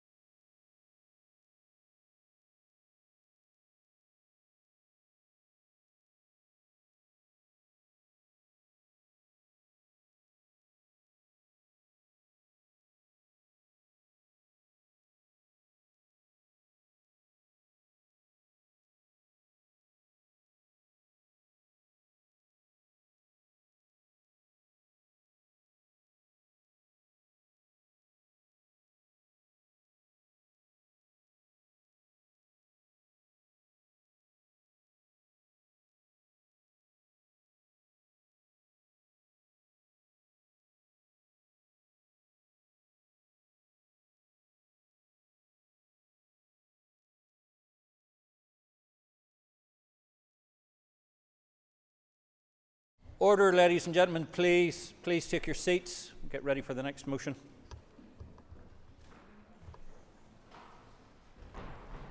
Nice and settled, that's good. The next conversion practices, I'll ask the clerk to read the motion. Clerk, please. That this Assembly deplores that harmful and damaging conversion practices are still legal in Northern Ireland, recognises that conversion practices can take many forms and can occur in a variety of settings, notes the findings from the May 2024 publication, A Study of Conversion Practices in Northern Ireland by Professor Fidelma Ash and Dr. Danielle Mackle, reaffirms its support for a ban on conversion practices in all forms, and calls on the Minister for Communities to commit to bringing forward legislation on an effective ban on conversion practices before the end of the current Assembly mandate. Thank you. I call on Colin McGrath to move the motion on behalf of the opposition. So moved, Mr Deputy Speaker. Agreed to allow up to 1 hour for this debate. The proposer of the motion will have 5 minutes to propose and 5 minutes to wind. As an amendment has been selected and is published on the marshal list, the Business Committee has agreed that 8 minutes will be added to the total time for the debate. Please open the debate on the motion, Colin. Thank you very much, Mr Deputy Speaker. The history of homophobia in this country is a long one which for too long has heaped shame on the LGBT sons and daughters simply for being who they are. Now, there has been much progress over the years to enable the LGBT community to be who they are and live the life that they have. But despite the great progress is made on this island, this particular form of bigotry, we know that it has not gone away. Recent research into schools in Northern Ireland found that 68% of LGBT+ students face bullying, the results of which contribute to higher levels of depression, self-harm, drug abuse and suicide. And perhaps even more concerning is that the 2019 Education and Training Inspectorate, the ETI report, recorded that 1/3 of pupils in Northern Ireland thought that their school was not welcome to LGBT+ community. Perhaps then it is little wonder that the scourge of homophobia persists and remains something that we in this chamber must continue to fight. There is, of course, a particular grubby practice in this part of the country that we must address today, one which does nothing to remedy the above abuses, but rather further a culture of intolerance and fosters shame, self-loathing and guilt on the LGBT community. A practice that has been entirely debunked by the medical and therapeutic establishment, one that is sometimes profitable for those who push it, and one that preys overwhelmingly on young people, sometimes as young as just 13. Conversion therapy will one day be studied alongside electric shock therapy and other forms of discredited and harmful practices with bleak curiosity by future students of history. But today in Northern Ireland, the stigmatising, highly damaging and valueless practice endures. Despite these practices having been roundly dismissed by all credible medical bodies and condemned as deeply homophobic by LGBT+ rights groups, they unfortunately continue to find a market here in Northern Ireland. The forms of therapy can differ across the world. Some are sold as talk therapy cures, whilst others can involve heinous so-called corrective rape therapy. All forms cause great harm to vulnerable individuals and erode sense of dignity and self-worth. All of those who have spoken out about their experiences of conversion therapy have unanimously stated that they were not just a waste of time and money, that they do not work, but that they are in fact invasive, manipulative and predatory by design. The fight to end homophobia in this country will not end with the banning of conversion therapy, but it will be yet another step in the right direction. What we as members of this House must do today is to move swiftly to end a frankly brainless practice, one pushed sometimes openly, sometimes quietly, but always failing the people at the heart of it. There may be those in this chamber that will claim that the LGBT+ community seek conversion therapy of their own volition. But such an argument is misleading and fails to recognise that most enter into such practices under the fear that they will be ostracised from their families, shunned by their friends, and condemned to live on the uneasy margins of societies, attitudes that are the very hallmark of homophobia. Yes, yeah. Clear. Is the member saying that if an individual of whatever background asks for prayer and counselling in a religious setting, that should be banned? I thank the member for his intervention. The member has an extra minute. They're absolutely not my words, they're yours, as you've just stood up, and they were at no point any words that I used. And I think it actually gets to the next point that I was about to make, which is on the DUP amendment. And I think it's where we need to be utterly careful with such remarks that you have just made. Because this is not about banning the ability for people to go and seek pastoral care. This is not about banning an individual that wishes to go and pray with their religious leader. To actually do that, I think, would be absolutely and utterly unfortunate and not something that we should be banning. But no, because you put words into other people's mouths that aren't what have actually been said. So previous interventions have been so misleading, I don't wish to take any more for this debate. I think that the issue of somebody that assesses another individual and says that the lifestyle and the life that they have is something that is wrong and needs to be changed, and that they try to push that person to convert from who they are, I think that is a practice that we should see banned. Nobody here wishes to see anybody that wishes to go and speak to their religious leader being banned. However, in terms of the DUP amendment, it does suggest that we go back to the drawing board, that we go out and consult again. It does suggest that we take that consultation and try and progress some legislative options. I think that's pushing us back to the starting line again. Those practices have been done. We know where we stand, and I think we need to just progress and get the ban implemented. Thank you. Thank you. And I call on Brian Kingston to move the amendment. Thank you, Mr. Speaker. No member of this... Brian, all you have to do is say... Oh, sorry. Indeed. I move the amendment. Okay. Thank you. 5 minutes to propose and 3 minutes to wind. All other speakers will have 3 minutes. Over to you, Brian. Thank you, Mr. Speaker. And so I was going to say, no member of this Assembly, I trust, will ever defend any form of abuse, nor the coercion of any individual. Any such practice should rightly be condemned. When we examine the issue of conversion therapy worldwide, it is clear that it has included both coercive and abusive practices being inflicted on people in the past. There is no justification for that, and there never will be. Those extreme examples of conversion therapy that I'm referring to are already illegal in the UK, and there is currently legislation in place to prosecute for these offences. What is also clear is that there are instances of individuals from a faith background who approach friends, parents, ministers, or their small group for pastoral support and deeply personal conversation on matters relating to their own sexuality. The pastoral support I am referring to here is genuine pastoral support, not a course of therapy that in some countries in the world is then dressed up to look similar to clinical therapeutic intervention. I will briefly. Yes. I thank the member for giving way, and he mentions that many of the most heinous acts of conversion practice are already illegal under existing law, but surely he would acknowledge, given the evidence that we have available to us, that some forms of it are falling through the cracks. And the member has an extra minute. Yeah. Well, the problem is that the wording of this motion wants an effective ban on conversion practices. So it is not making any distinction.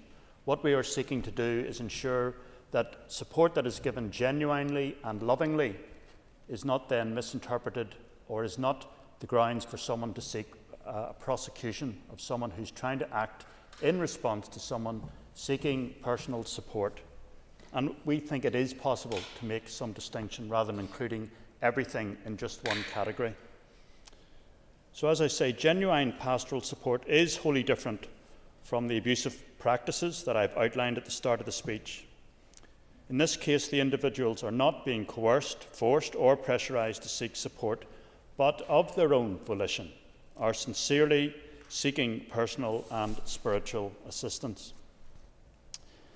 In the wording of the original motion before us, those affirming mainstream Christian teaching and the faith position of other religions on same-sex attraction could well be prosecuted and handed a significant fine or even potentially a prison term. In fact, this could even apply to parents who provide orthodox religious guidance to their children.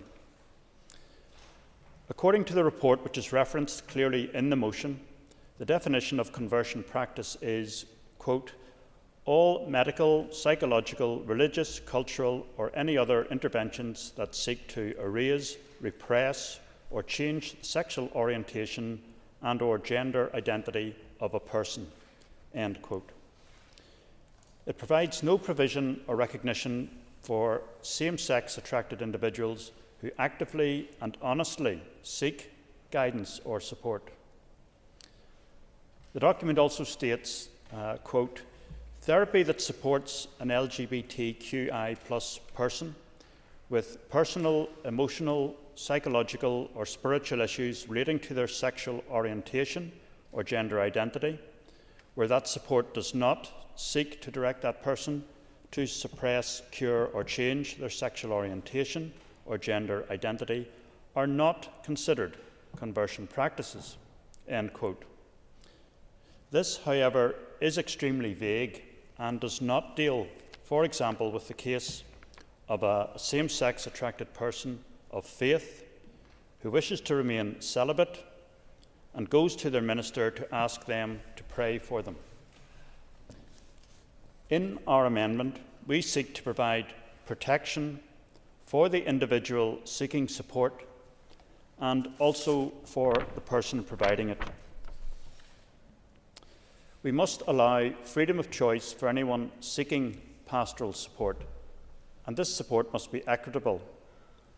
The absurdity of the original wording in the motion is that, in its application, a heterosexual person seeking prayer and guidance on their sexuality or sexual practice could receive it from their minister.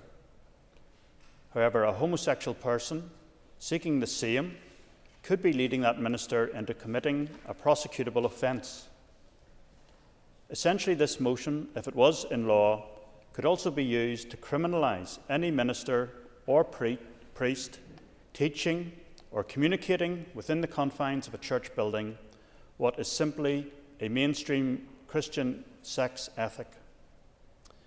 In summary, we are completely in support of banning the harmful, coercive and abusive aspects of conversion therapy, and this is clearly reflected in our amendment.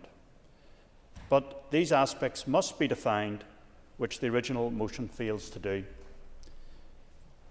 We also want to see religious liberty and freedom. Could the member draw his remarks to a close, please? Yes, I'm just last sentence. And that same-sex attracted individuals should be able to receive the personal support they request in sincerity without the risk of criminalising others. Thank you. And I call on Emma Sharon, and just to remind the speakers, you have 3 minutes. I rise today in support of this motion and welcome the opportunity for this debate again. Obviously, we've seen a similar motion supported in this House in April 2021, so we know the position of the House in terms of banning harmful conversion therapy, and we know the majority of MLAs in this chamber support it, and I believe that's to be welcomed. And I suppose in relation to that, I would remind members that an awful lot of the work on this has to be done, and so it is really has already been done, and so it is time for action here. My party colleague Deirdre Hargey, when she was in the department, carried out an awful lot of the research in terms of banning conversion therapy. So a lot of that has already been done, and what we need now is action. This is really about rights. This is about protecting people's human rights. Everybody has the right to a life free from harassment, and that is something that we all should be prioritising. We have a responsibility to protect the most vulnerable in our society, and we know, as has already been outlined by the proposer of the motion, that our LGBTQI+ community have been marginalised, have been ostracised, have been physically and verbally discriminated against, have been discriminated against by successive governments, both here and across the world, and that is something that we need to change. And this is one step in doing that, because conversion therapy and everything that surrounds it legitimises homophobia. It tells people that they are wrong simply for being who they are, and that is not something that any of us should want to associate ourselves with. That is something that we should be outlawing and that we should be telling very clearly, particularly to our young gay people, that we do not want to see continuing, that they are valid and that they have the same rights as anyone else and should be free to live their life as who they are. So I suppose as a party, Sinn Féin have made it very clear where we stand on this issue, and we want to see this progressed. And I think this is a time now for action, and we want to see that happen without delay. Gormagat. Colin Owen Tennyson. Thank you, Deputy Speaker. The Alliance Party's vision is one of a more shared, equal, tolerant and united community, one where diversity is celebrated and where everyone's rights are protected and respected. We are committed, therefore, to taking steps to ensure people in Northern Ireland are protected from harm based on who they are or whom they love, including through the delivery of a comprehensive ban on cruel and archaic conversion practices. Such practices were conceived at a time when homosexuality and transgender identity were considered mental disorders in need of cures. Today, thankfully, LGBT identities are widely recognised as a totally normal part of human development, and so-called conversion therapy has been discredited by organisations including the British Psychological Society, NHS England, the Association of Christian Counsellors, and virtually every reputable medical and counselling body across the globe. And yet, despite these changes and all of the evidence that we now have in our possession, we know that these degrading, destructive and denounced practices persist and are still being inflicted on LGBT people in Northern Ireland today. We know that thanks to research such as the work conducted by Professor Fidelma Ash and Dr. Danielle Mackle, and I want to place on record my thanks to them and to their participants for their important work. We know that perpetrators of conversion therapy prey upon internalised feelings of fear and shame in those struggling with who they are, often taking advantage of young, vulnerable LGBT people and fraudulently subjecting them not to treatment but to torture. And Mr. Speaker, even if it were possible to change someone's fundamental nature, I would argue that our time would be better spent making bigots and proponents of conversion therapy more compassionate and leaving LGBT people alone. It is true that existing law already addresses some of the harmful behaviour often associated with conversion practices, including situations involving physical violence and threatening conduct. It is also true, however, that there are gaps in the law which allow some forms of conversion practice to fall through the gaps. That is why, should legislation not be forthcoming from the Communities Minister, I will seek to introduce a private member's bill to ban these practices once and for all. And Mr. Speaker, there is no doubt that when we debate these issues, some will seek to pit LGBTQ+ people against people of faith. That argument, of course, holds no water and ignores the plurality of our society, where there are in fact many people who are both LGBTQ+ people and people of faith. As a member of a Liberal Party, I believe fundamentally in religious freedom, both freedom to and freedom from religion. But I also reject a situation where religious freedom is only invoked in the name of discrimination and harm against minorities. There is no intent to criminalise expressions of traditional religious belief, far from it, but rather the intent is to criminalise those heinous, coercive and harmful practices, and I am absolutely committed to doing that. And Mr. Speaker, in that regard, I'm happy to engage with any member, because I actually think Mr. Kingston's concerns about the motion aren't actually based in fact in terms of what is being proposed. So I'm happy to work with any member in this House to ensure that a comprehensive ban on conversion therapy can be delivered. Thank you. Thank you, and I call on Doug Beattie. Thank you, Mr. Speaker. I'm a straight man. I was born straight. There is no fix or cure for me or any therapy that's going to make me a gay man. Therefore, why on earth would anybody say that a gay man was not born that way? Why would we say that a gay man can be fixed or cured? Why would we say that there is a therapy to change a gay man into a straight man? There is not. It's simply ludicrous to say so. That's the words I used when I opened this debate in 2021 on conversion therapy. The motion passed. It passed because we spoke and we looked at people's concerns and we addressed them. And I've always been clear, conversion therapy is humiliating and it is harmful. So I go back to that piece to say we need to work together. Does this motion bring us further forward from 2021 whenever we had this debate, or does it leave us stuck in another argument? That's my genuine concern, that it may not. I understand people's concerns about religious freedom. The right to pray, to preach, to counsel, to give pastoral care to someone who seeks support should not be diminished. I do not believe that private prayer about sexual identity conducted in a private, supportive, affirmative way is conversion therapy, unless it is subversive and harmful. I do not believe that pastoral care is about changing someone's gender identity, unless it is deliberately targeting the young or the vulnerable with the intent to do so. I really do not.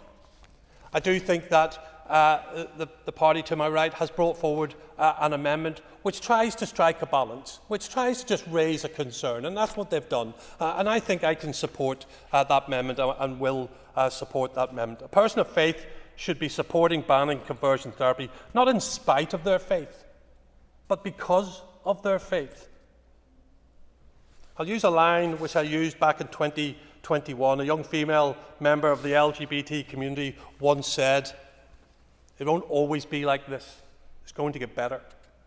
I never knew Lyra McKee, and she will never see that better that she foresaw. However, it is incumbent on us all to reach inside ourselves in order to change this practice of conversion therapy. And we can do that if we work together, if we understand concerns. And there are concerns, and we cannot diminish them, and we cannot just say, "You're wrong." We can only change if we genuinely listen to each other's concerns. Thank you, Mr. Speaker. Thank you very much indeed. Can I call Sean Mulholland, please?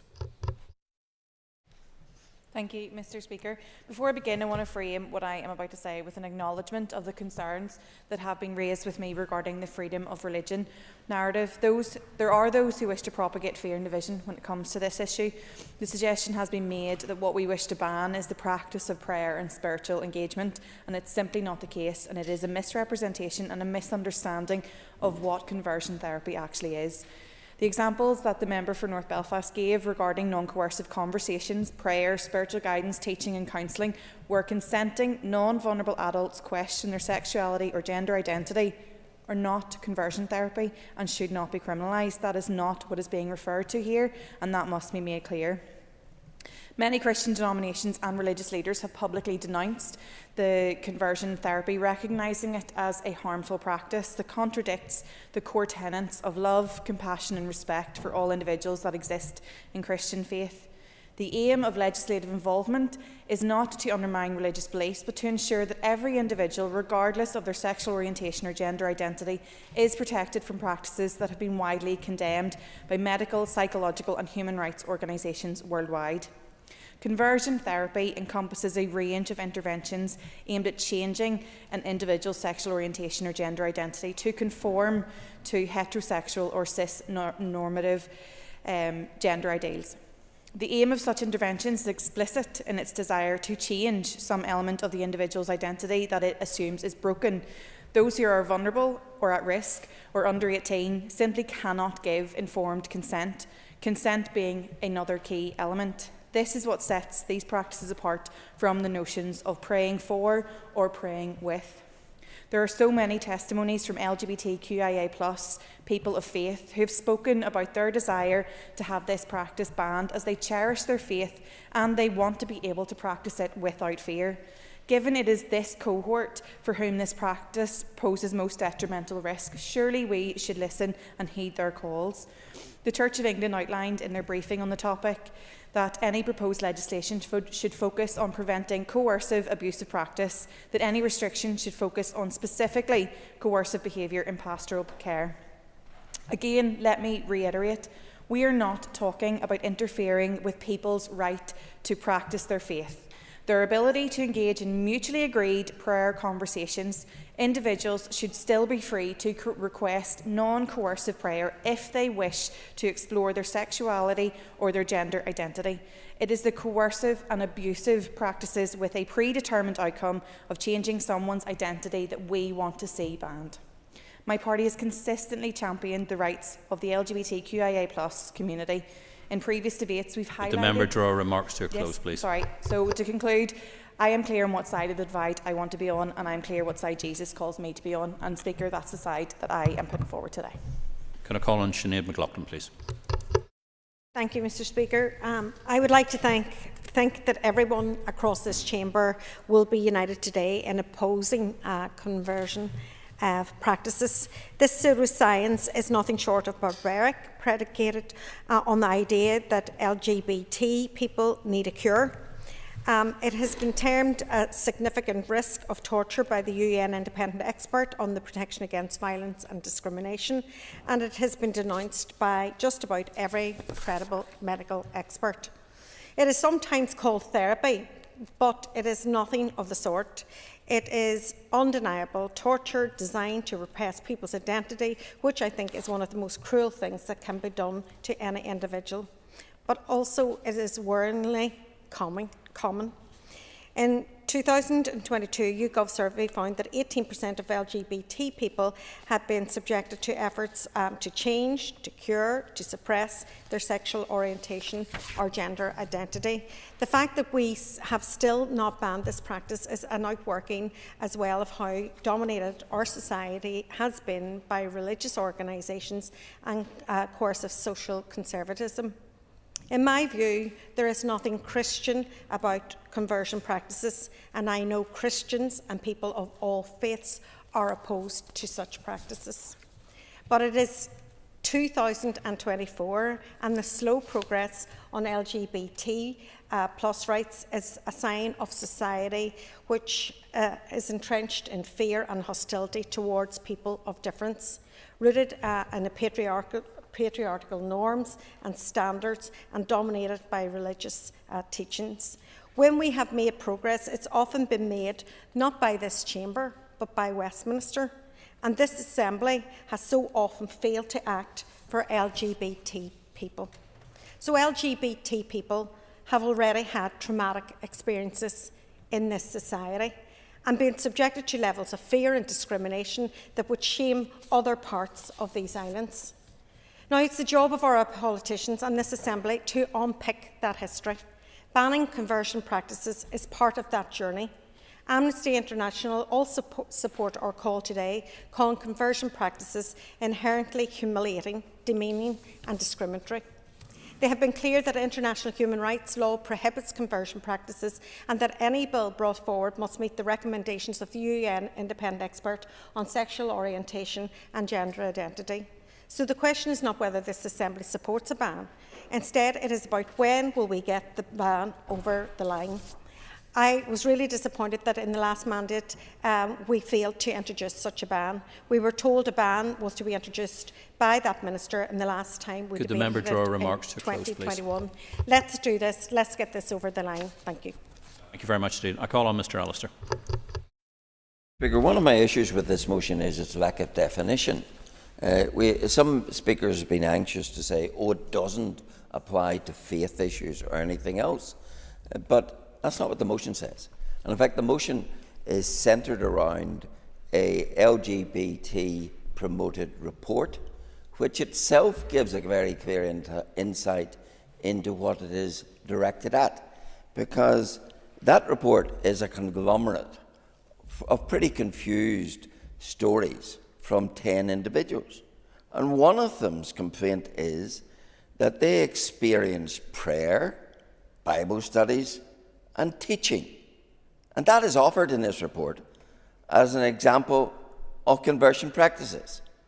Now, if that's what conversion practices are, and if that's what this motion is seeking to outlaw, then it's something which is wholly wrong-headed and inappropriate. Of course, the extreme issues about electric shock and all that, which is already an offence, are totally wrong. But to try under the radar, which is what this motion is doing, to embrace issues of religious teaching is wholly wrong. I'm tempted to say maybe the real word of offence is conversion. Conversion is not a wrong or a bad concept. None of us, by nature, like to admit our failings or even our sins. But it's the reality of those that for some make conversion relevant and necessary. And to deny Christian churches the right to pursue their work, to pray with those who seek it, to read and expound their scriptures with them, those are things which cannot be outlawed if we believe at all in religious freedom. They rather are things to be protected. But it seems to me that so often in this society, the cry for equality and freedom from this quarter is only for LGBT plus interests, but not for Christians, not for freedom of religion. It is that which is under threat. And I return to the point. This is a motion which does not define what it means, but does, in its innards, in terms of the report it quotes, make it very clear where it wants to go. Thank you. I call on Jerry Carroll. Mr. Speaker, isn't it a shame that the rights of the LGBTQ plus community remain up for debate in this Assembly and in wider society? And isn't it a shame that people's sexuality or identity are subject to such questioning, widespread bigotry, or that they are open to the most appalling forms of abuse in the guise of so-called conversion therapies? These are abuse. These abuses, conversion therapies, as they are called, are disgraceful, archaic, a remnant of a time when to be part of the LGBTQ plus community was to be viewed as evil, sick or sinful. These so-called cures include sickening forms of violence, including corrective rapes, exorcisms and use of drugs, or other forms of physical punishment, and such methods are often propagated by people who make a fortune plying their harmful trade. Who are these grifters to tell anyone who they are or how they should live their lives? Not that it should need saying, but conversion therapies do not work. Any suggestion that they do is rooted in oppressive attitudes towards the LGBTQ plus community and outright pseudoscience at best. The proven outcomes, though, Mr. Speaker, Deputy Speaker, of conversion therapies on victims is low self-esteem, depression and suicidal thoughts.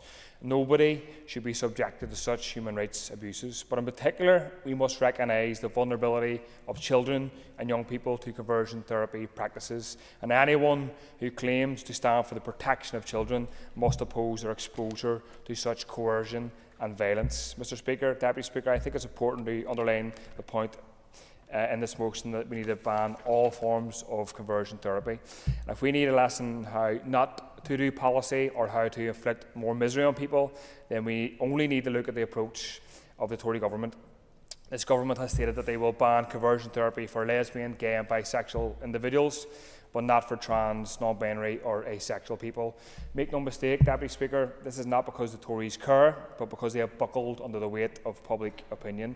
It's because the vast majority of people no longer accept the notion that sexuality is somehow a mindset or a choice, and they will not accept the oppression of gay, lesbian or bisexual people.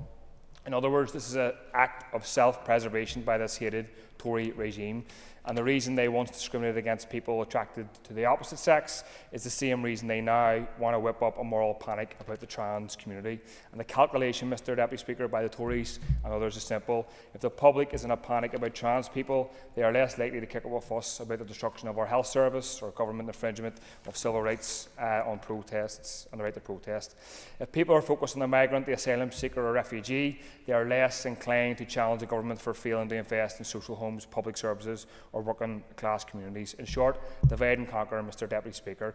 And the final point about religion, the UN Special Rapporteur on freedom of religion or belief, Dr Ahmed Shahid, has said a ban would not violate freedom of religion or belief under international law because of the Could harm the member bring his remarks to a involved close, in please? conversion therapy. The ban conversion therapy in all its forms outright. Thank you.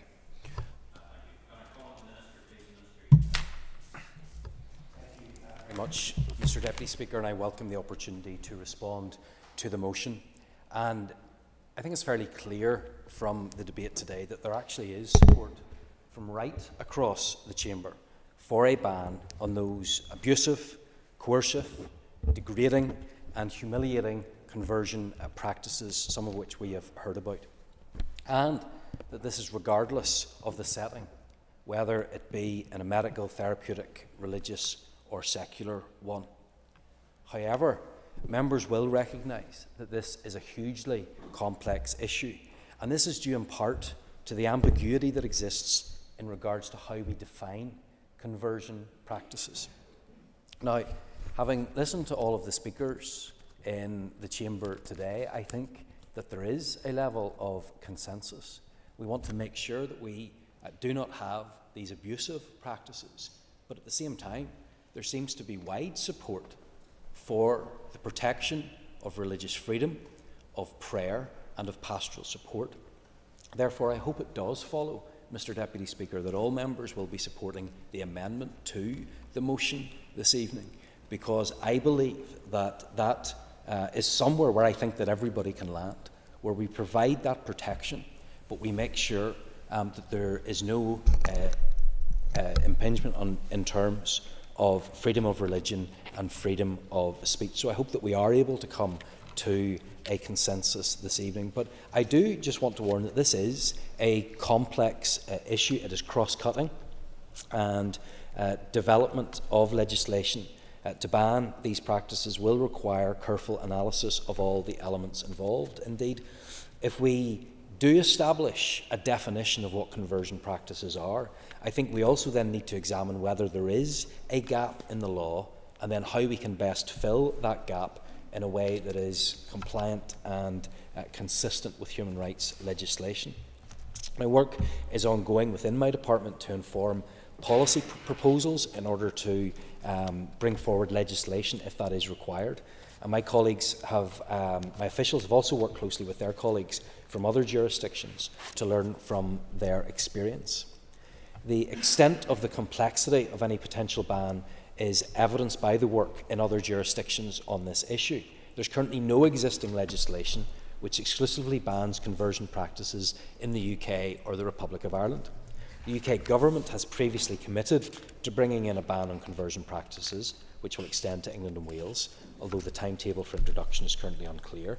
A Scottish bill is also being prepared, with consultation on policy proposals just completed, and legislation to ban conversion practices is also being progressed in the Republic of Ireland. But each of these jurisdictions has experienced difficulties at arriving at a precise definition of conversion practices and of what a potential ban would include. And the matter of freedom of rights is a significant one which also has to be carefully considered, and it is an issue which we have to approach cautiously as we progress policy around this issue. Now, this motion refers to the publication, A Study of Conversion Practices in Northern Ireland, which was recently published, and my predecessor agreed to award a grant towards funding this research, which was coordinated by a consortium of local LGBT organisations. It was undertaken by academics from Ulster University and Queen's, and it explored this issue. I've received the report, which examines several aspects of conversion practices, such as why, how and where these practices happen, who experiences them and their effects. However, I do want to emphasise that these findings and recommendations are those of the authors. They do not represent the views of my department. They are not government policy. They do provide evidence, but evidence that must be supplemented and built upon as my department progresses to formulate policy around a potential ban. I can understand the interest to progress legislation on this quickly. However, it is a complex and sensitive matter, and the development of effective legislation takes time, and the necessary steps must be taken to ensure that the resulting legislation is fit for purpose. It will require further engagement with all of those who have an interest in this matter, and it will also require careful formulation of policy proposals and the drafting of precise primary legislation for the consideration of the Assembly. It just takes me on to a couple of the comments that were made. Mr McGrath said it's time to get it done, get on with it. Sinead McLaughlin said something similar. Emma Sheeran said that the research had already been carried out. Well, actually, the Department hasn't even consulted on this yet. And if we recognise that this is a significant and complex issue, surely we should at least have that basic consultation and have that information. Yes, we have this report in front of us, but it's very much one side of the overall conversation that needs to take place. So the idea that we are just ready to go forward with legislation at this point is just incorrect. We need to have that greater understanding. We need to hear from everybody, and importantly, we need to make sure that we get it right in terms of what that legal definition would be, because that is what has tripped up others elsewhere. So we will have engagement. It will be a cross-cutting issue, and it will require engagement with other departments. Now, I fully understand there will be concerns around what any potential ban will include. And while it is important that we have protections against coercive, abusive and unsafe practices, it's vital that rights are also protected, such as freedom of speech and freedom of religion. And I can assure members that careful consideration will be given during the formulation of policy to a precise definition of the practices involved and the exclusions that may need to be in place if legislation is to progress. And extensive engagement with all of those who have an interest will be important during this process. So further research and engagement are needed to avoid failure to produce a robust and effective ban in the future, and I've asked my officials to scope options for doing so. So just in conclusion, I do believe that everyone around this chamber has the same outcome, wants to see the same outcome. Yep, I'll give way. Does the Minister recognise that pretty much everybody in this House, people who are religious or not, respect the right to people to practice religion and to pray privately? But does he understand there's a difference between that and people using the pulpit to attack people based on their sexuality, their gender, whether they're trans or the community they come from? Does he recognise there's a difference in those two things? Well, of course we need to protect everybody, but we have freedom of speech, we have freedom of religion. We have, well, he seems unsure about that. We do. We have freedom of speech, we have freedom of religion. And having those things means that we have the right to say things that others may disagree with. Because I hear things from others that I disagree with, that I may find objectionable as well. But that's what living in a free society is all about. That we hear and that we listen and we express views that may not be to everybody's taste. So we need to make sure that the balance is right. And actually, I think that is what nearly everybody else in this chamber wants to see as well, to make sure that we do not have those harmful and abusive practices in place, and that if we find that a gap exists currently in legislation, that is filled, but we don't do anything that is inconsistent and that is not compliant with human rights legislation. I think that is an entirely appropriate and proportionate step to take. And that's why I think that everybody in the House, based on the comments that they themselves have made, will support the amendment to the motion. I know that people want to see this done quickly. I cannot commit to a specific timescale because I believe that the engagement is what is most important, and I look forward to that engagement taking place. Thank you.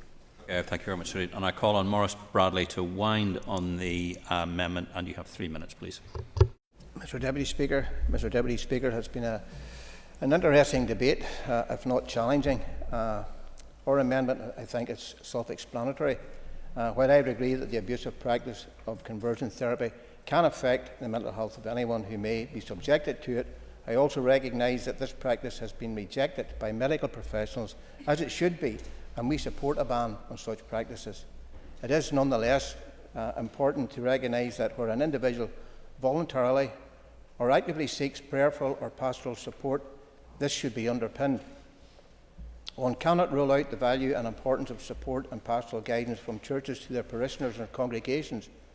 Often the church is a confidential and trusted point of first contact. During the debate, Mr McGrath opened up with he makes the point of historical homophobic abuse, sometimes hostile and unacceptable to those within the LGBT+, which I agree with. And my colleague points out the cohesive and abusive practices cannot nor should not be tolerated, and they're not acceptable in any form. We would agree in that. So Emma Sheeran, in support of the motion, highlights a lot of work has already been done and calls for action. Mr Tennyson speaks of equality and togetherness and the need for change and possibility of harmful abuse through conversion therapy and calls for a ban, which I think we all want, but we want to protect religious freedom and freedom of speech at the same time. Doug Beattie highlights his birthright as a man, a straight man, that cannot be changed by therapy. And I agree with that. We are who we are, and indeed anybody born into the LGBT+ community cannot be changed by therapy. They are who they are. We are who we are. Sam Mulholland, misrepresentation of faith, and highlights a Christian ethos of compassion, love for fellow human beings. Sinead McLaughlin calls for support from for full support from the Assembly. Jim Allister challenges the meaning of the motion, calls it an under-the-radar attack on education and religion, calls for freedom of religion and Christian teaching to be protected. And Jerry Carroll calls it a shame that the LGBT+ rights are under debate in this House. Mr. Deputy Speaker, I think it's important that we recognise the right to pastoral support and care. Therefore, I would urge colleagues to support our amendment, which agrees to provide that protection while protecting religious freedom and the right of expression. Thank you, Mr. Speaker. Yep. This member made the point that I wish to emphasise. We would ask, listening to the comments from the other members saying, oh no, the legislation would not mean this, it would not mean the prosecution of people sincerely giving pastoral support. Could the member take a seat, please? Could the member take a seat, please? Yes, sir. It's an intervention you were supposed to make. You're now making an additional speech. I'm not allowing that. Okay. Call on Matthew O'Toole and to wind on the debate, and you have 5 minutes. Thank you very much. Thank you very much, Mr. Deputy Speaker. The purpose of our opposition day today was to focus on rights, on human rights and the rights that underpin a civilised, free, plural society. We talked about a free press, we talked about the need for standalone hate crime legislation, and now we are talking about the need to proceed with something that this Assembly, as several speakers acknowledged, has already agreed in a previous version of its existence in 2021, has already agreed should be proceeded with, and that is a ban on harmful conversion practices, on the grotesque practices which are underpinned by the completely not just outdated but profoundly objectionable and even evil notion that human beings can be, sometimes through violent or traumatic practices, changed from who they are fundamentally. This Assembly has already agreed, as I said, in 2021 that we proceed with a ban on harmful conversion therapy. So the purposes I will give way. So the purpose of our motion is to underline and progress that principle. I'll give way to Mr. Elliott. Thank you, Deputy Speaker, and thank the member for giving way. Very quickly, does he accept, though, that there is a huge lobby here and a huge support for banning those therapies that he talks about? But the report that they reference, the Professor Ash and Dr. Michael report, conflicts the issue around private prayer.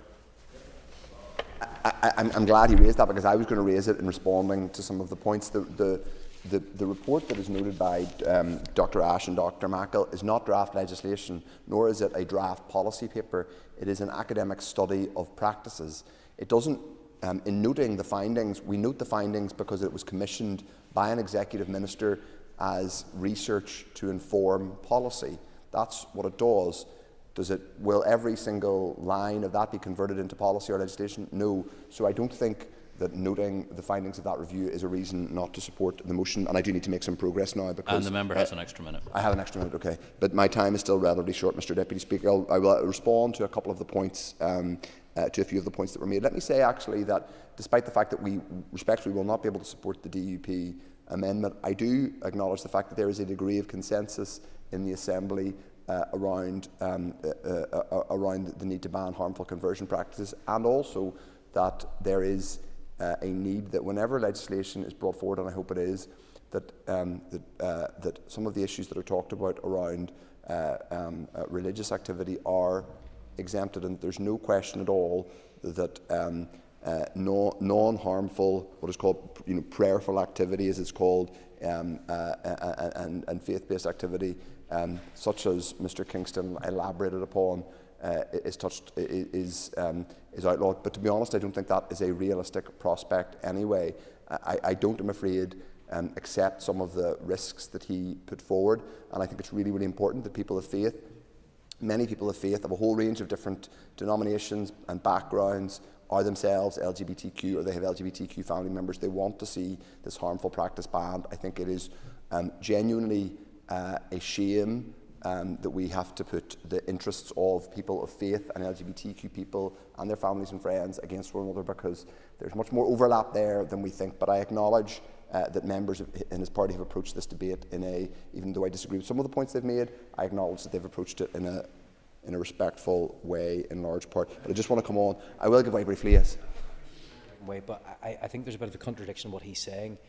If he believes that prayerful support and pastoral support is allowed and should be allowed, why is he not supporting the amendment? That's all that is being asked for here. We're wanting to make sure that the definition of conversion practice does not include something as simple as prayer and pastoral support. To be clear, what the Minister is asking for is not just that it includes prayerful and pastoral support, but to be clear, I don't think that a ban on conversion therapy could or should need to touch on those things. But let me be clear, he's not just calling for that in the amendment. What he's calling for is a much longer period, a period of consultation on the way ahead. Yes, we would need to consult on the detail. We would need to consult on the detail of legislative options, but I think it was water down the core purpose of the motion. But I do just want to make some progress. I've given away a couple of times. Doug Beattie noted that that he had spoken in favour of a ban on conversion therapy in 2021. I think that underlines the need for us to make some progress in terms of dealing with this.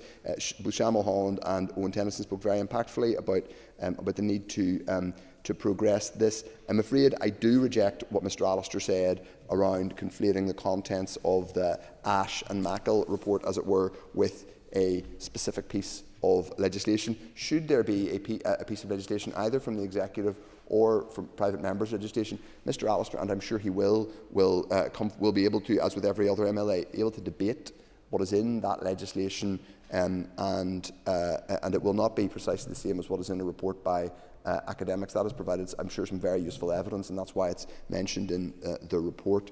The Minister talked about referencing one side of the debate. Again, I would slightly push back at the idea that there's one side and then another that is hostile. My understanding is that most people here believe that we should move away from and ban those harmful practices. I don't think there needs to be necessarily a binary. The implication is that there are the member draws remarks people to who don't want to ban close, it. So, but I do recognise that it is important that we are clear that freedom of religion and freedom of expression are complete absolutes in a liberal society. We can proceed to ban harmful conversion therapy without going anywhere near impinging upon those practices, and I commend this opposition to a motion to the Assembly. Okay, thank you. The question is that the amendment standing in the name of Brian Kingston, Maurice Bradley and Trevor Clark be made. All those in favour say aye. Aye. All those contrary say no.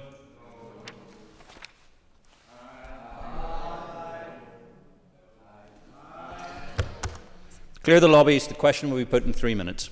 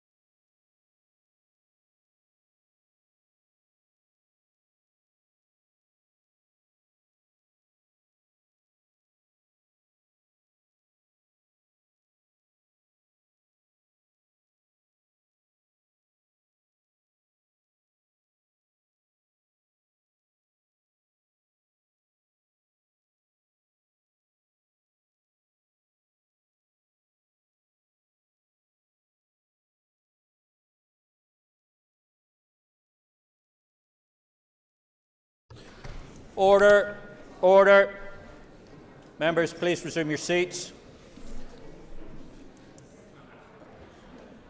Order. Nice and quiet, please. Thank you. The question is that the amendment standing in the name of Brian Kingston, Maurice Bradley and Trevor Clark be made. All those in favour say aye. Aye. All those contrary say no. Do we have tellers?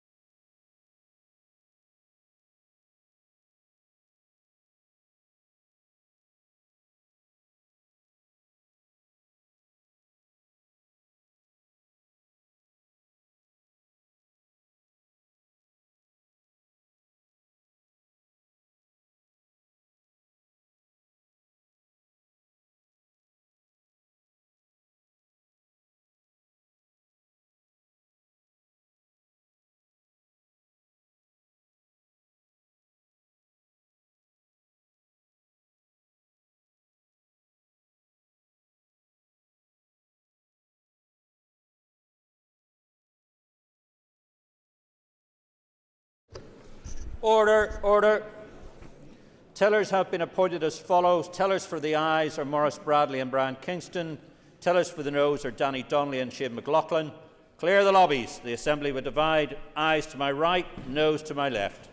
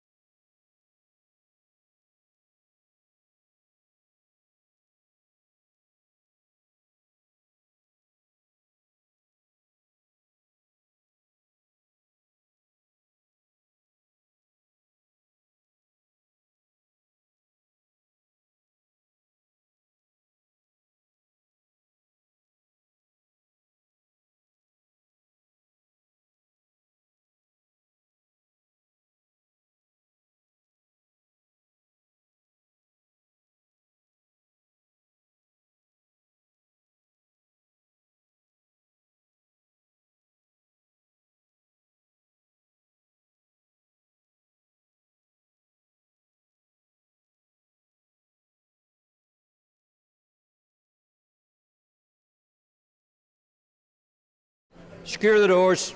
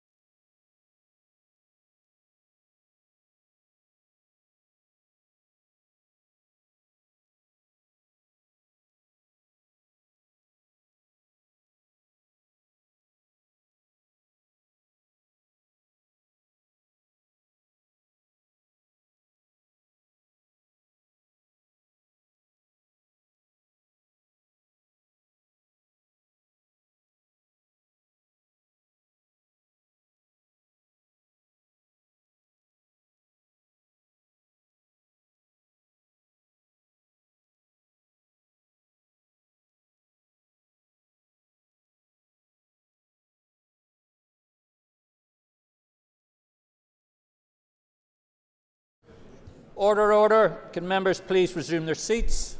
And a bit of... Thank you, Minister. Thank you, thank you, thank you. Oh, very nice. Okay. Clerk, could you please read the result, please? 71 members voted. 29 members voted aye. 42 members voted no. The amendment falls. Unfasten the doors. The question now is that the amendment standing on the order paper be agreed. All those in favour say aye. I say again.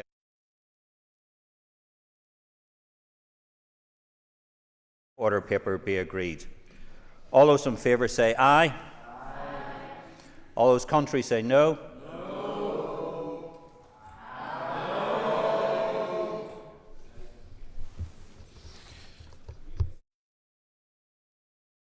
Whips in accordance with Standing Order 27(1)AB that there's agreement that we can dispense with the 3 minutes and move straight to the division. So I now call for tellers. Do we have tellers?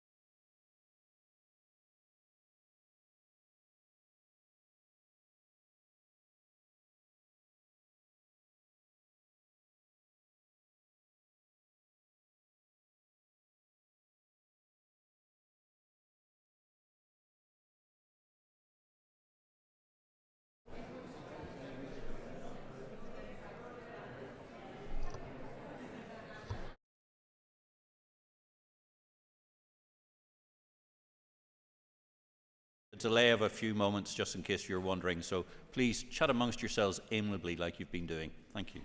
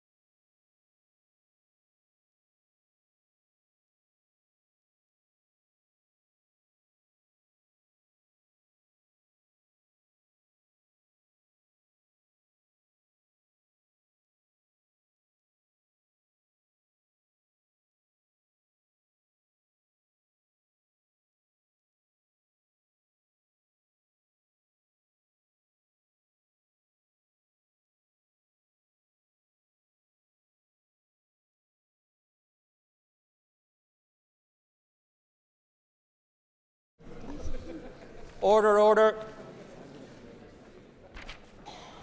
Ladies and gentlemen, tellers have been appointed as follows. Tellers for the ayes are Danny Donnelly and Daniel McCrossan, and tellers for the noes are Maurice Bradley and Brian Kingston. Clear the lobbies. The Assembly will divide ayes to my right, noes to my left.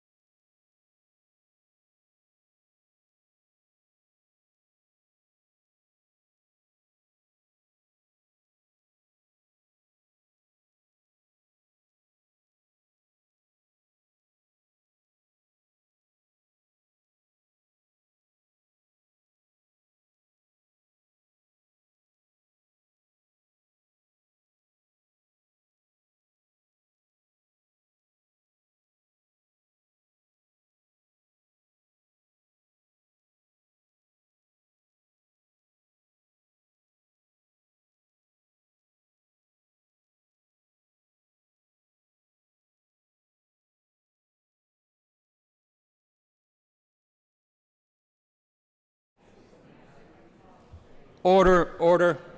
Can I have the members resume their seats, please? Ladies and gentlemen, we're having difficulty with the computer, which very definitely says no at this present moment in time, and we're going to have to rerun the division once we've reset the computers. So can I have everybody's forbearance while we sort this particular issue out?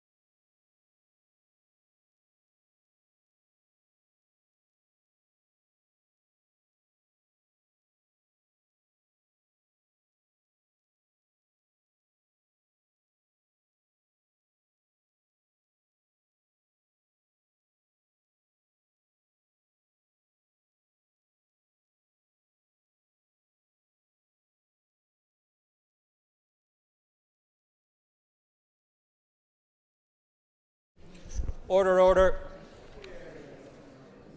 Steady. Order. Tellers have been appointed as followers. Tellers for the ayes are Maurice Bradley and Brian Kingston. Tellers for the noes are Danny Donnelly and Daniel McCrossan. Clear the lobbies. The Assembly will divide. Ayes to my right, noes to my left.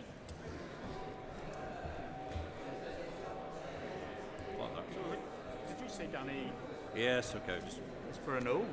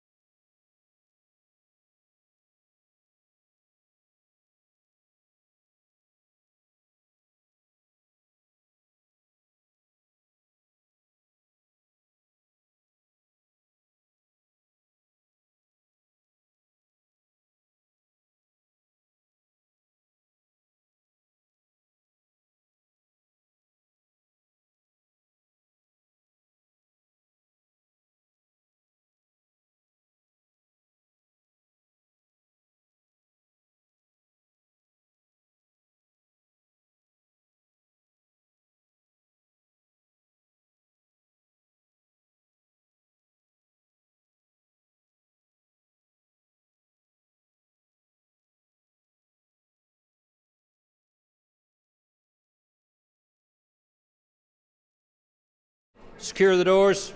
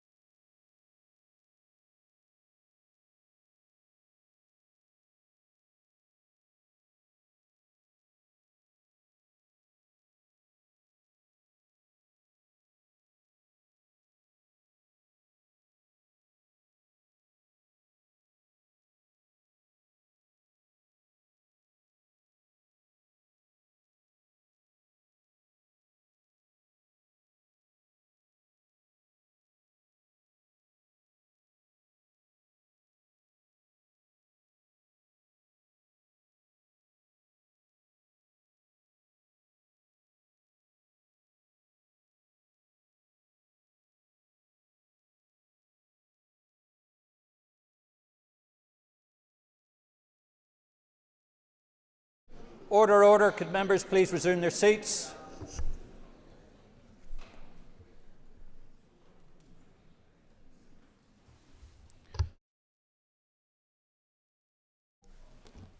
"66 members voted.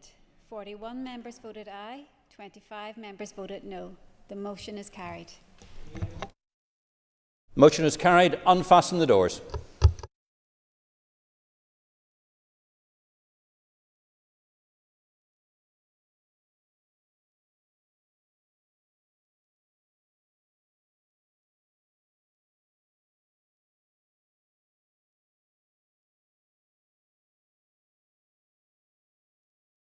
Members, if you just take your ease for a few moments while we change over the top table. Thank you.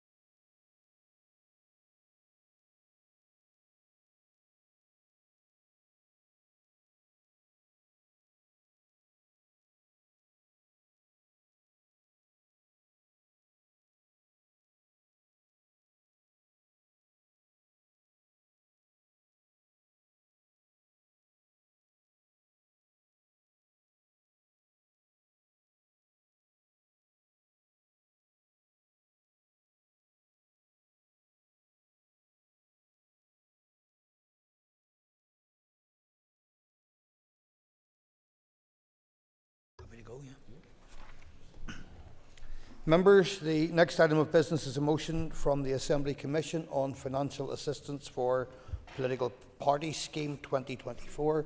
Clerk, please read the motion.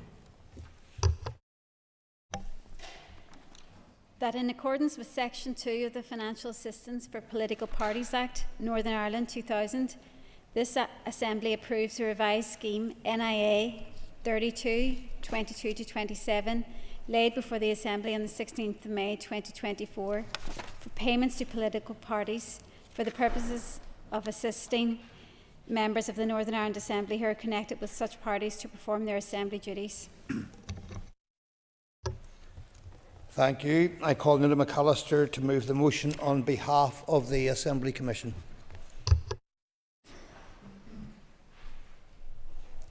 Thank you. The Business Committee has agreed there will be no time limit on this debate. Please open the debate on the motion.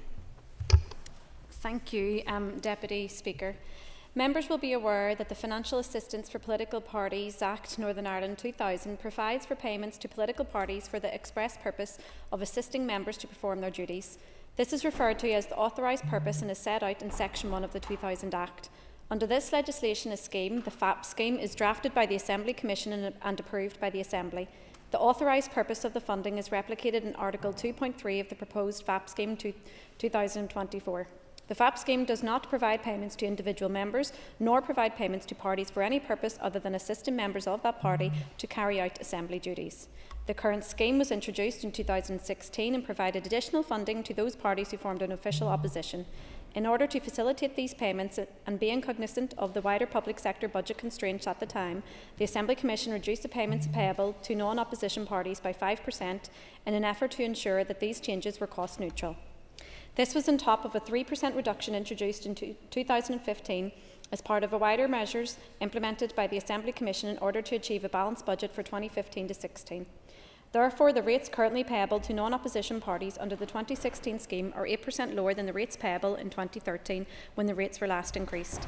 Any scheme made under the FAP Act must provide for additional payments to political parties that are in opposition, as defined by the Assembly and Executive Reform Assembly Opposition Act 2016, which I shall refer to as the 2016 Act. Section 2 of the FAP Act specifies that the Assembly Commission shall prepare and lay a scheme for making payments to political parties. Section 2.4 also provides that any scheme that is prepared and laid by the Assembly Commission must be approved by the Assembly before it can come into force. Since 2000, a number of schemes have been prepared by the Assembly Commission and approved by the Assembly for providing financial assistance for parties.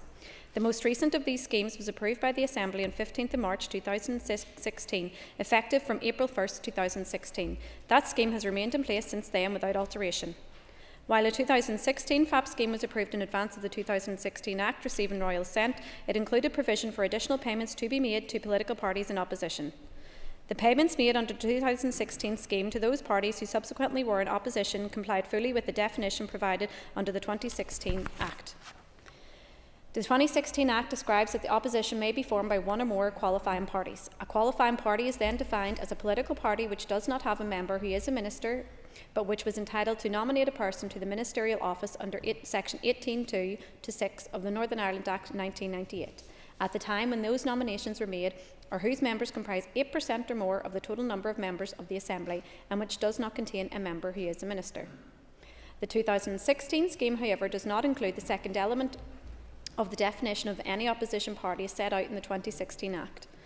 Therefore, the Assembly Commission agreed that any subsequent scheme approved by the Assembly must provide for additional funding for a party that enters opposition. Having been entitled to nominate a minister following an Assembly election, deciding not to do so, or having 8 or more MLAs.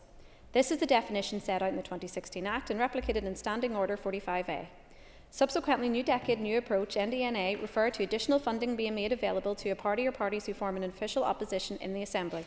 While funding is available under the 2016 scheme, NDNA prescribed that a review of the adequacy and effectiveness of the Statement of Entitlements for an official opposition as set out in the Fresh Start Agreement should be undertaken.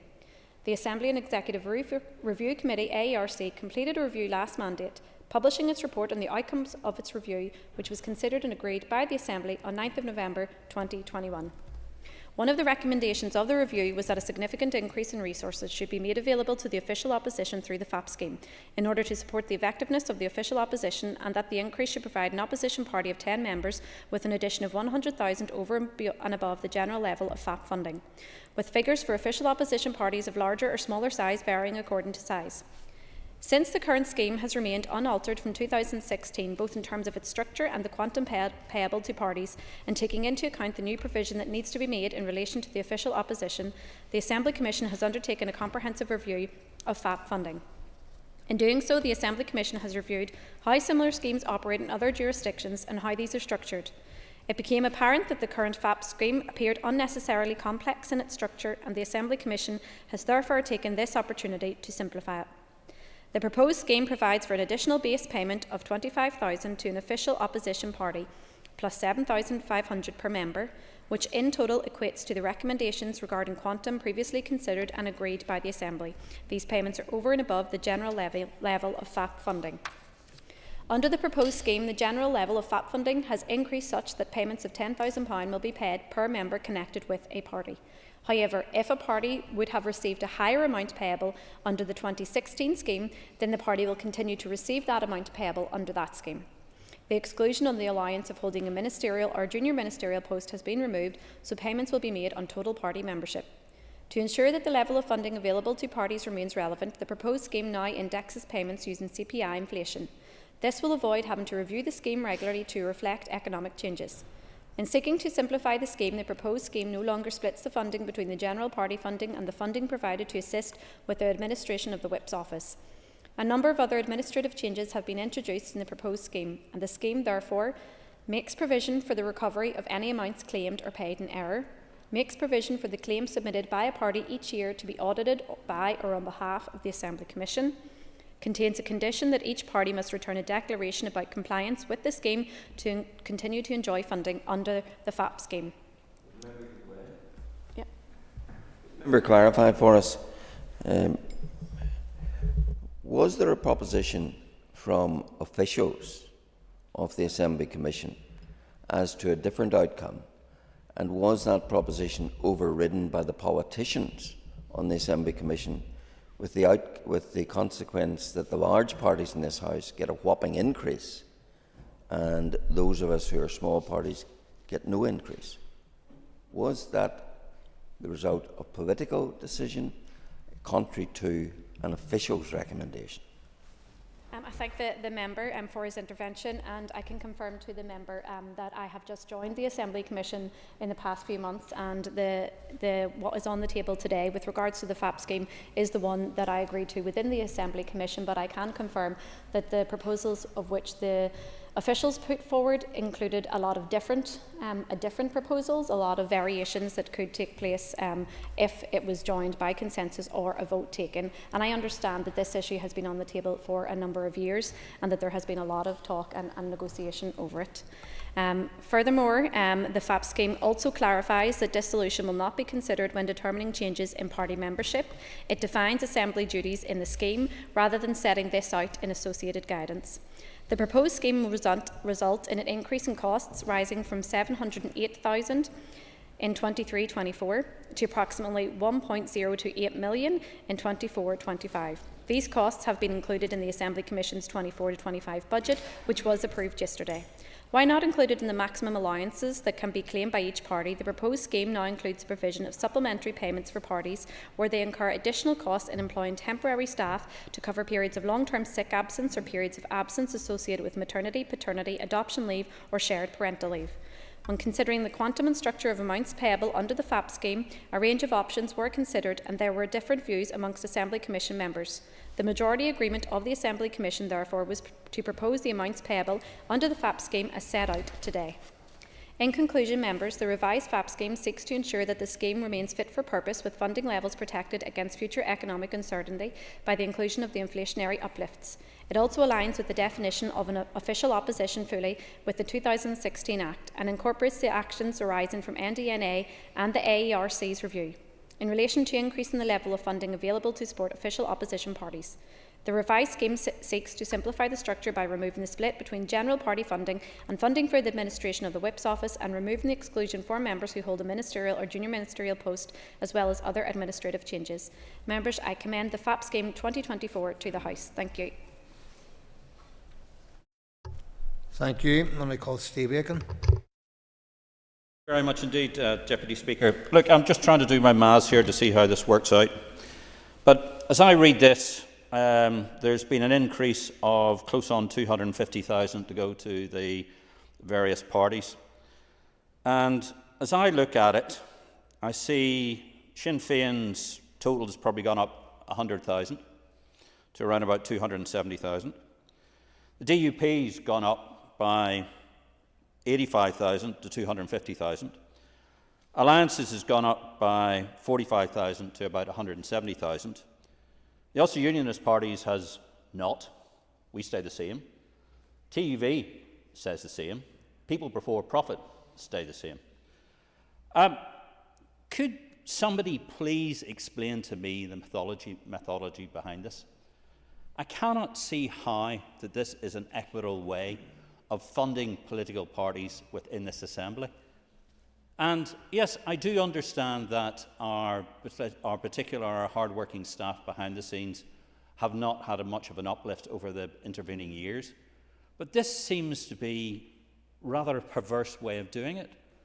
And it does seem to me that sort of three largest parties seem to think that this is some method or another of reinforcing their position. So please, could somebody explain to me how this actually is an equitable distribution of funds? Because, quite frankly, I can't see it. And I can't see any administration or any political groups or parties anywhere looking at this and saying that this would be an equitable distribution of the funding that would be available. Particularly when we look at the size of the larger parties and the increase in the cake that they have taken, as well as voting through a close on 25% increase and they're doing it. Please, somebody explain it to me. Thank you, Mr. Deputy Speaker. Thank you, and I call Jim Allister.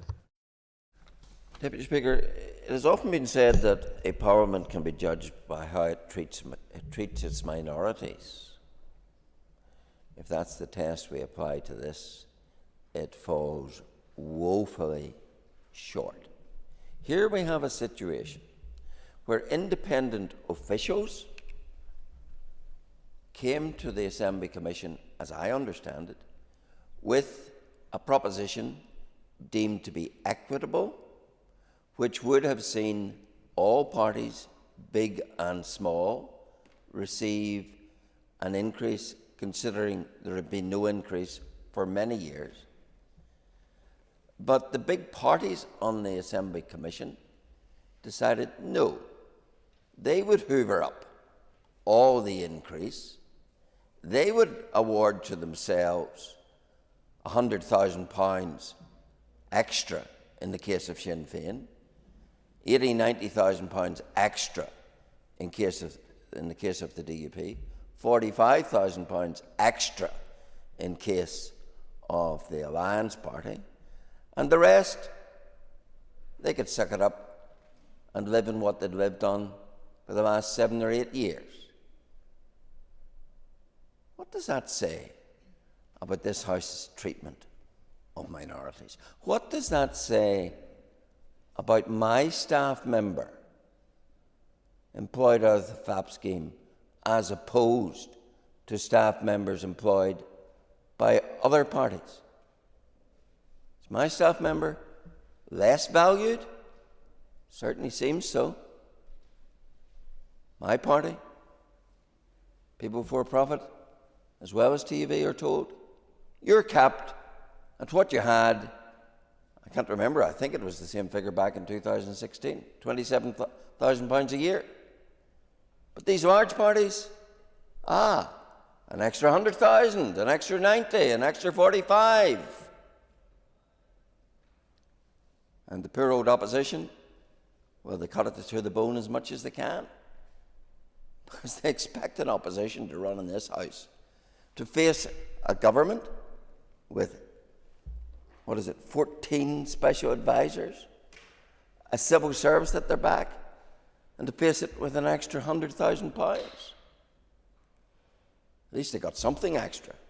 But as for the rest of us, we are treated as nothing because of the greed of the big parties, who take upon themselves the lion's share and look after themselves. And that's what this carve-up was all about. The big parties in this House looking after themselves. And of course they will railroad it through here this evening on a vote, because they care nothing about the reputation of this House in how it treats minorities. As long as the bank balance of Sinn Féin and the DUP and the Alliance Party is on the up, then nothing else matters. That is a very sad commentary on this place indeed. Thank you, and I call Claire Sugden.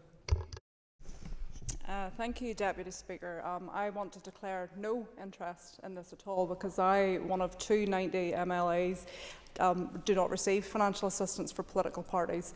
But I do want to provide some criticisms to the scheme within itself, not necessarily the huge uplift that we're hearing that seems to satisfy the three larger parties, but actually the fact that the financial assistance for political parties in the legislation explicitly states it's to assist in assembly duties.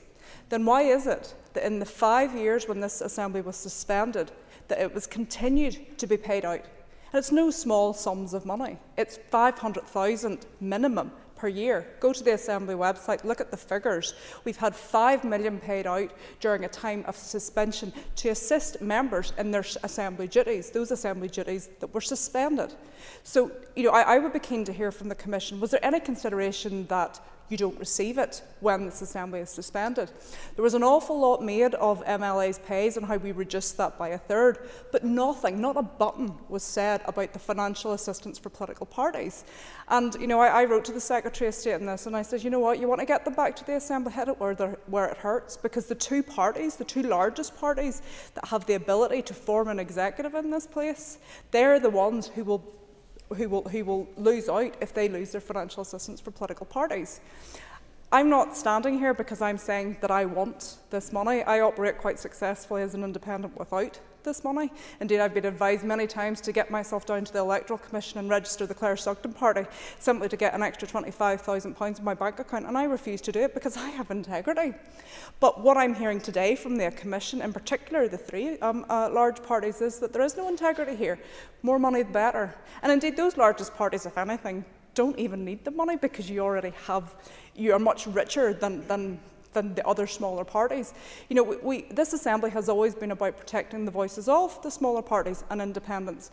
And what this new scheme that has been proposed as opposed to the 2016 scheme is that we're actually excluding those smaller voices. So I'm not comfortable standing here as a member of this House saying to the public, let's give an uplift on a payment that, number one, you shouldn't have been getting for at least 5 years, but to uplift that payment to help the larger parties. Where's the integrity there, Mr. Deputy Speaker? Yeah, please go ahead. Point in terms of cutting the fat. Is the member suggesting then, whilst this Assembly wasn't sitting, that the political parties should actually suspend or make their staff redundant? And indeed then, if you take that to its conclusion, do the MLAs make their staff redundant whenever they cut the salaries as well? I would certainly say that what you do with financial assistance for the political parties is a matter for the parties. I can't tell you what to do with your staff. I appreciate it will have an impact, but I'll make this point before I do. Maybe the party shouldn't suspend the Assembly and then see the impact felt there, and I would direct that towards the party across the chamber as well. If you don't want it to have that impact that it had on the people of Northern Ireland, if you don't want it for your staff, don't suspend the Assembly, do the job that you're elected to do, but happy to give way. Sticking to the theme in terms of what you're saying about the financial assistance, has been properly articulated by the proposer of this motion. There are strict rules on how the money can be spent or not spent. There is guidance and guidelines in relation to that. So the only way to remove that money from the individuals within the party or parties where they've employed staff is to make them redundant.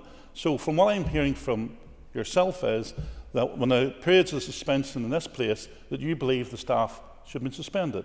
And then I pose the question to you then, did you suspend your staff that you pay in your office during the terms of suspension, when you're suggesting others should do the same in terms of staff that's not party political but just employed for administrative roles? With respect to the member, I think that's something he has to answer when it was his party who pulled the Assembly down. And the point that I would make is did we make these same strong statements when we were suspending the ability of this place to actually progress public services? No, I don't think we were. Yes, there is express reasons in which you should spend this money, but my understanding it's for Assembly duties. So does it make sense that when this Assembly isn't sitting, that money continues to pay? Is it even legal? And I'd be keen to hear that. Do you think that FAP, the legal definition, is for Assembly duties? Does that mean we continue to pay it when this Assembly isn't functioning? I'm happy to take an intervention if the member wants to answer it. Take the intervention. For the same applies actually in terms of your Assembly expenses. You employed staff during the time of the suspension through your office cost allowance. Did you suspend your staff Did you send them home and say, no, we're not paying you because the Assembly's not sitting, or did you continue to pay them? Because they were carrying out and supporting your function as a constituency MLA being a member of the Legislative Assembly that wasn't sitting. The members getting confused by the two different funds of money, because the FAP is expressly for Assembly duties, whereas the employment of members' staff is to support their constituency offices. And unless the member's telling me he shut his constituency office during those years of suspension and didn't do any work, that's a different question. Can I intervene for a moment then? Can I request members to, in the first instance, address the Chair in all cases, because that is how debate is conducted? Can I also urge us to move away from a separate conversation about the merits of FAPs in the absence of an Assembly, back to the presence of an Assembly where we're discussing this motion and this scheme? Thank you. Deputy Chair, I will endeavour to put my comments through you. The reason I'm making this point, Mr Deputy Speaker, is because I believe as part of this scheme there should have been consideration given that this is for the purpose of Assembly duties, that when accepting this money, that should be considered when this Assembly doesn't sit. And I think that's one of the main points, given the millions of pounds that have been spent over the last number of years when this Assembly didn't sit. Appreciate all the other arguments that are being made, but I think this is a really important one. And as I outlined at the beginning of my contribution, I have no financial interest in this. I'm not saying that we get rid of FAP, because I understand the benefits of it when this Assembly is sitting, but I can't tell the people of Northern Ireland that this Assembly agrees to giving parties money for the purpose of facilitating their Assembly parliamentary duties when this Parliament isn't sitting. Thank you, Deputy Speaker. Thank you. I now call on Colin McGrath to wind up the debate and motion on behalf of the Assembly Commission. Mr McGrath. Thank you, Deputy Speaker, and I thank members for their contribution to this debate. The main objective of the Assembly Commission in revising the FAP scheme was to ensure that the scheme remains fit for purpose, reflecting an increase in underlying costs since it was last revised, with funding levels protected against future economic uncertainty by the inclusion of the inflationary uplifts being protected for the future. It is also... Yes, of course. Does it, in your words, reflect the increase in costs since it was last increased for either people for profit, the Ulster Unionists, or TUV, since we are continuing on precisely the same level as we had years ago? How is that reflecting the increase in costs? Okay, in two parts. Number one, and I am of a party of the same background, to say it's regrettable that I don't have more members. If we had more members, we would have more funding. That is why the scheme is attached, like all of the other, legislators which were examined, and the model is more akin to the number of members that you have and increasing. And the second point is that your funding will increase as an inflationary uprise from this point onwards, to reflect that you will be able to give your staff additional funding, because it will rise with inflation, which means that you'll be able to increase any of the wages, should you wish, of your staff with an inflationary level going forward. I'll give way to... And through the Chair, it's notable what Mr Allister was speaking earlier, that he made the criticism of all of the bigger parties and how much they got. Of course, he didn't read into the record, because he clearly has a copy of the table that was suggested, not proposed, to suggest that his party, single-member party, received 54,000, and the party with 25 members would receive 200,000. Now, I'm sure, like myself, you would think that's unequitable and unfair, and indeed the calculation that's been arrived at in relation to the FAP process was treat everyone and every party of their size equally in terms of how much is rewarded to each of those parties. Indeed, if I actually went to the conclusion of how it's been applied now, the member for Northampton would receive 10,000, because it's £10,000 per member. And I think that that was a fair and equitable system. But I notice that the member for Northampton forgot those figures when he was on his feet earlier.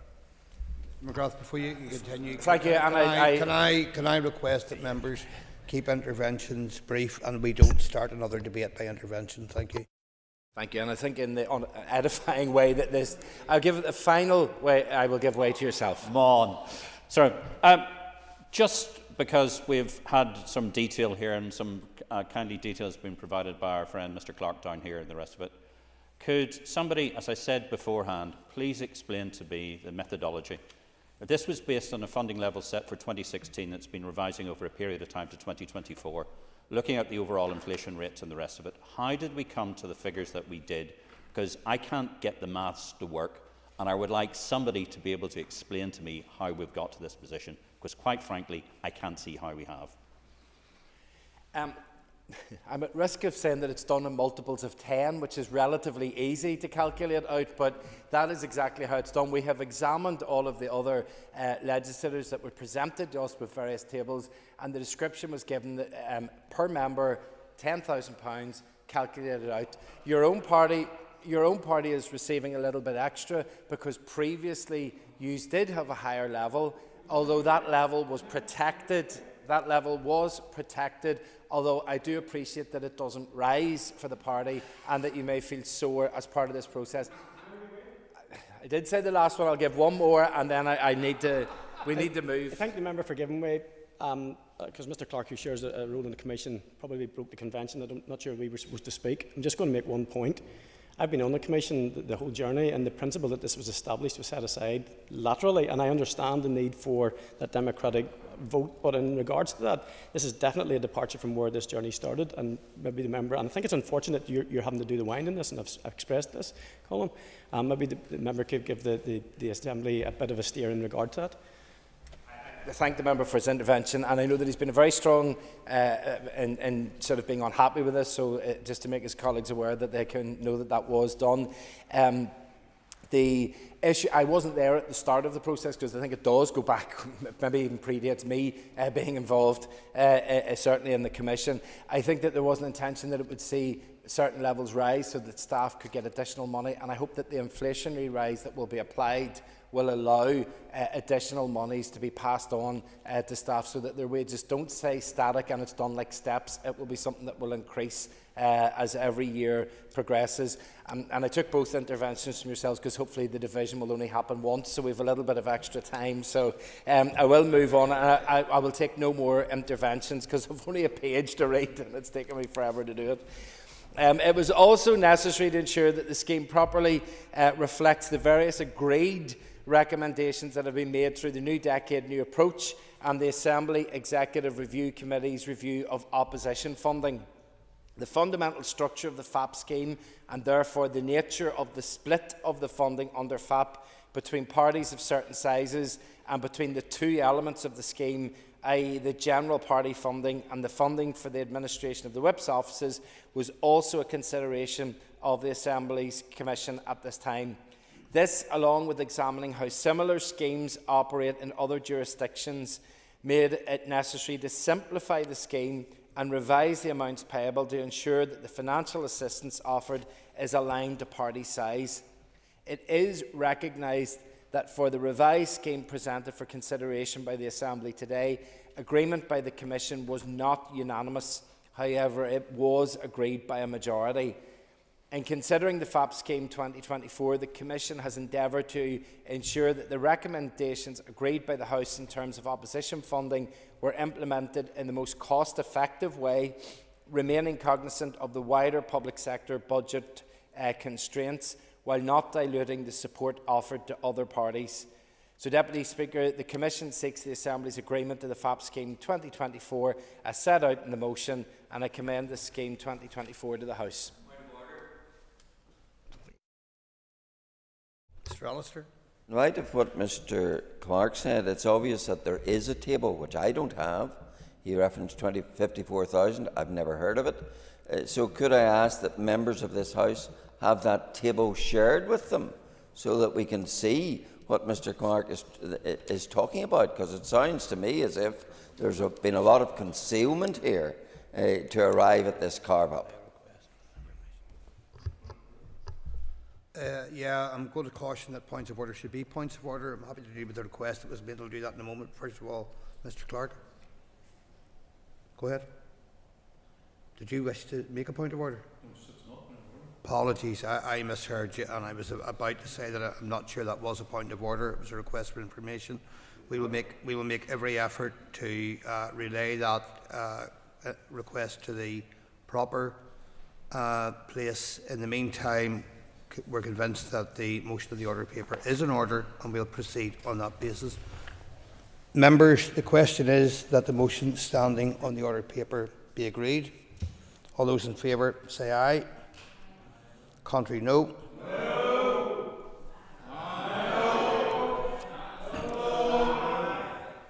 Clear the lobbies. The question will be put in 3 minutes.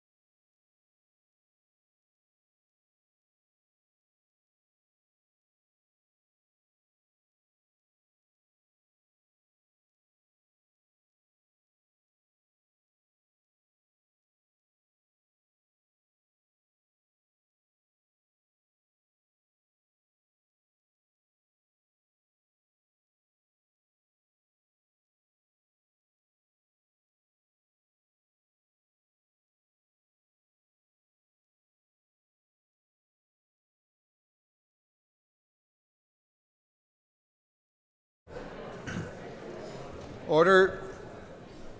Order, members.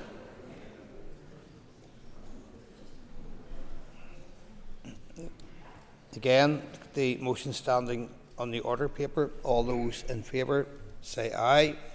Aye. Contrary, no.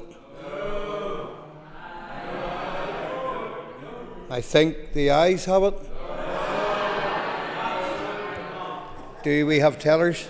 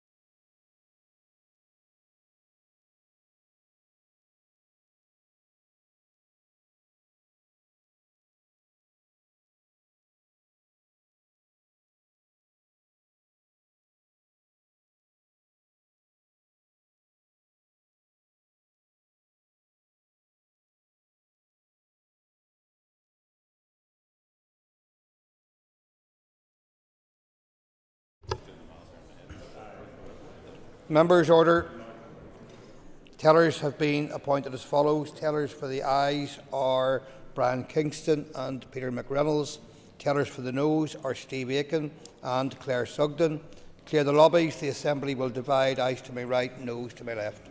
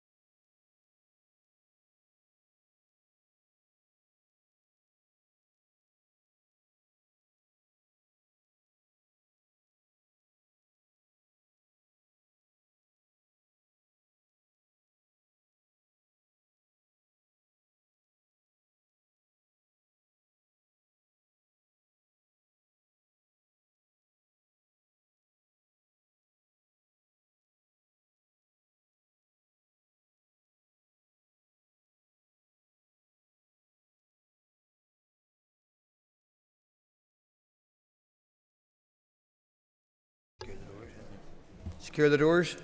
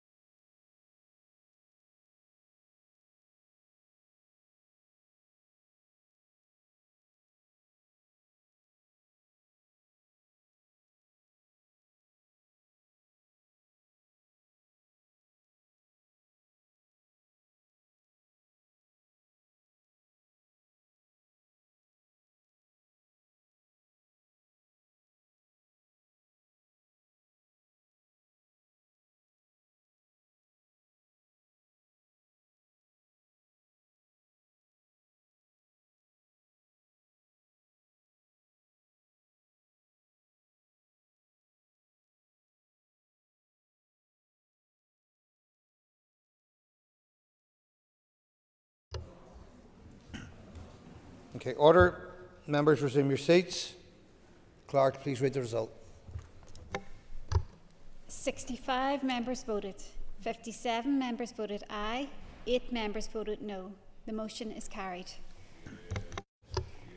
Members, the motion is carried.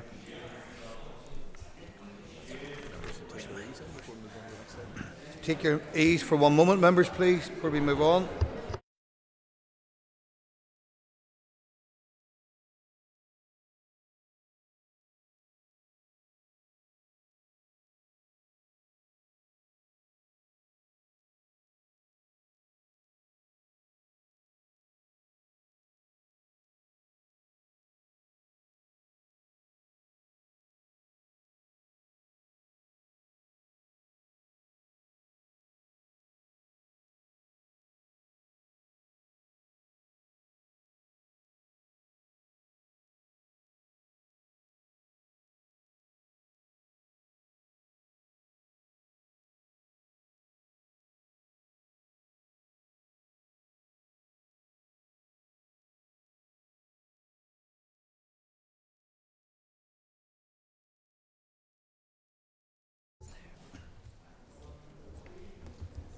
Order, members.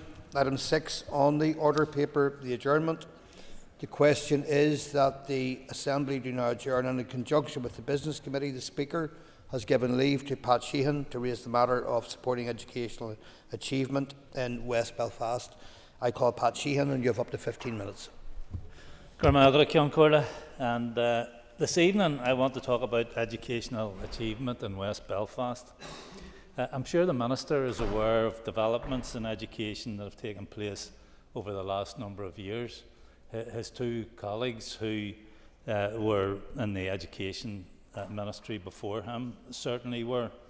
And I want to acknowledge the contribution that has been made by the Department in terms of funding to the West Belfast Partnership Board and Full Service Community Network.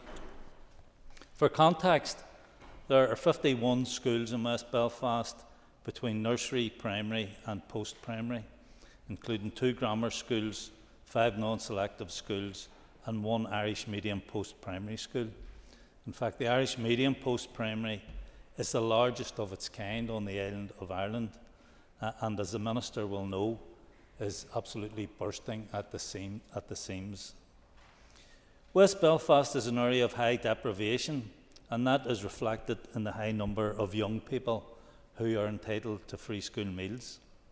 At post-primary level, the average across the north for free school meal entitlement is 27.7%. The average in West Belfast is 57.9%. At primary level, the average is 28.3% across the north, but in West Belfast, it is more than double that, at 59%.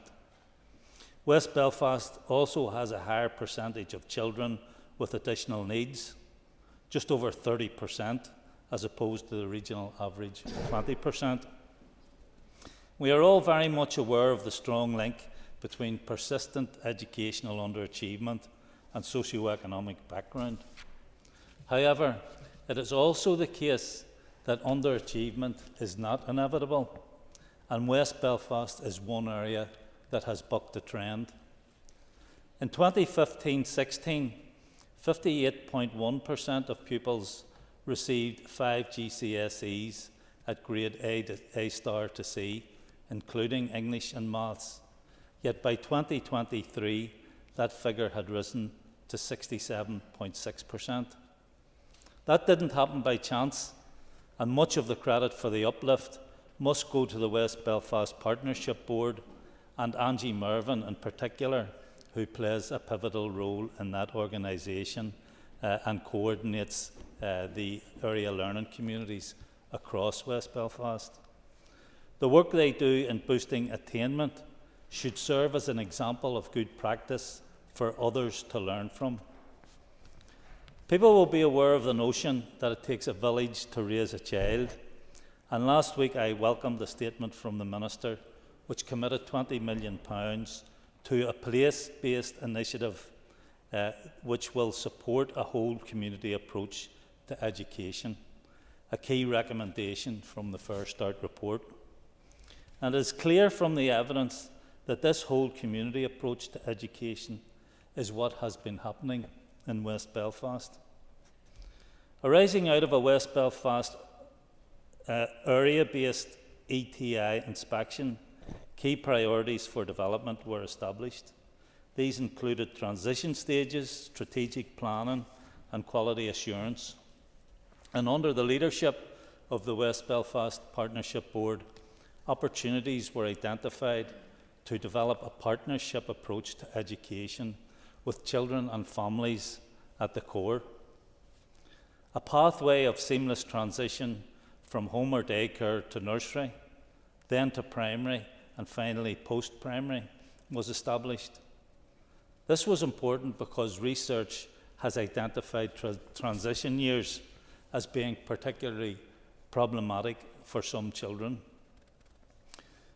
The partnership would also be linked to neighbourhood renewal and family support hubs, and everything was designed to happen in the context of schools and the community working together to support each other and share best practice, leading to collaborative working to support children and families. Area learning communities were established at nursery, primary and post-primary level, with meetings managed by the West Belfast Partnership Board. There's also a strategic steering committee, which along with chairs of each of the area learning communities also has representatives from the EA, from ETI, from the Education Department, CCMS and St Mary's University College. Moreover, as well as this collaborative working, the West Belfast Partnership Board also organises an Easter School in St Mary's University College for GCSE and GCSE Maths and English. And this is targeted at students on projected borderline CD grades in those subjects. This Easter School lasts for 4 days. It involves 20 hours of intense tuition, and teachers from the local schools provide that tuition and are supported by student teachers from St Mary's itself. In 2022-23, 63% of the young people taking part in the Easter School were entitled to free school meals, and the outcome after GCSEs was that 77.5% of all the young people who participated in that Easter School received a grade C or above. It doesn't stop there. In an attempt to make third-level education more accessible for young people from West Belfast, the Aisling Bursaries was established. Local businesses and individuals donate funds that are given over to young people in third-level education, both at graduate and postgraduate level and in further education. Over the last 24 years, almost £1 million has been raised, and 1,247 young people have benefited from receiving those bursaries. Like young Corla, the evidence is clear. When young people underachieve at school, they are more likely to end up unemployed, to suffer from poor health, to die young, to come to the attention of the criminal justice system, or to have to deal with addiction. Therefore, tackling underachievement and maximising the opportunities available to our young people is vital to improving the outcomes of our most disadvantaged young people. It's also fundamental to improving our society. That is why it's not the role of the Department of Education alone to ensure our children enjoy the best possible opportunities. How can children achieve their full potential if they suffer with chronic ill health, or if they come from dysfunctional families, or if they live in unsuitable accommodation, or if they don't have their additional needs met? We need education, health, justice, communities and the economy working in collaboration to deliver for all our children and young people. The fantastic educational achievements in West Belfast, and indeed right across the north, can be improved even more with greater cross-departmental collaboration.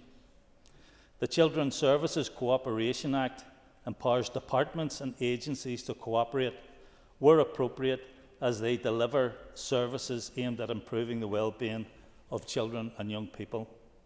There needs to be more use of that particular piece of legislation.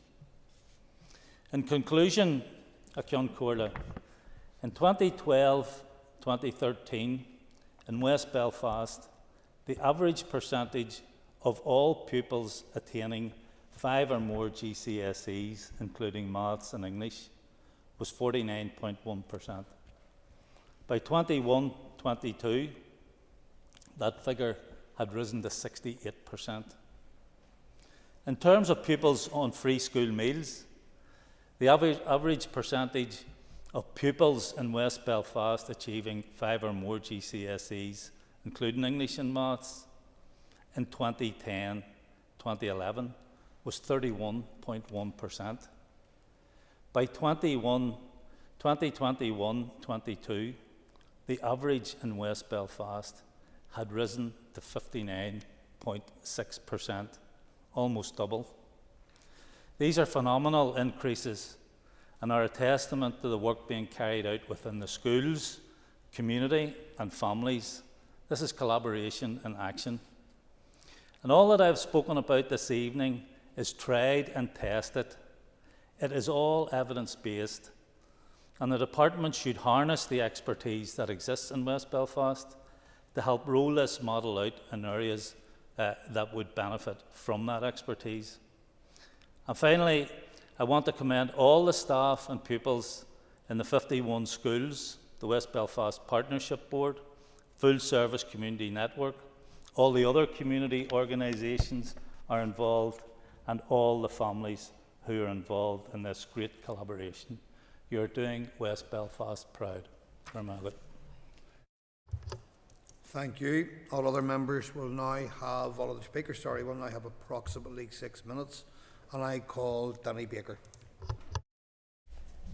I would like to begin by thanking our school principals, teachers and non-teaching staff for the fantastic work they do in supporting our young children and people of West Belfast. It's also vitally important to highlight the work carried out by our informal educators who work tirelessly across my constituency, both in the statutory and voluntary sectors. Their immense efforts to positively impact young lives must not go unrecognised.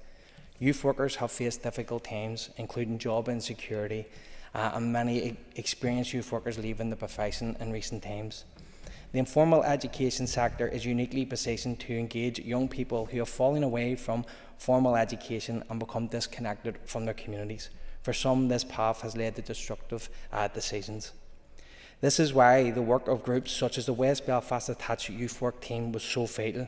Their outreach efforts helped steer vulnerable young people towards positive decisions and re-engagement in constructive life opportunities.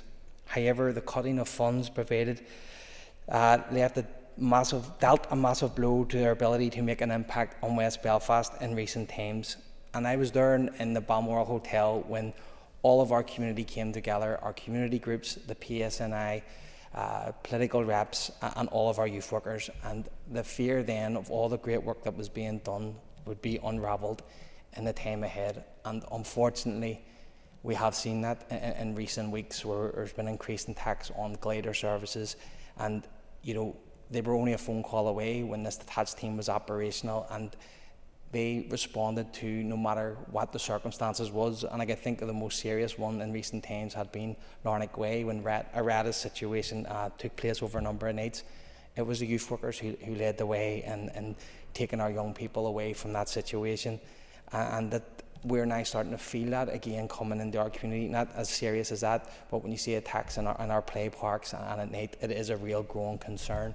And I suppose what I would like to ask of the Minister today is to work with the Education Authority to look at this particular programme, because I do believe it was very unique for West Belfast. It had full community buy-in, it had that wraparound support, and they were the front face of who you could go to when children were in a vulnerable situation. Because investing in these services is an investment in their well-being of our youth and the future prosperity of West Belfast, and I would urge the Minister to support this programme and the many others that transform the young lives through education, mentorship and community engagement. Gormia Mugget. Thank you. And I call Jerry Carroll.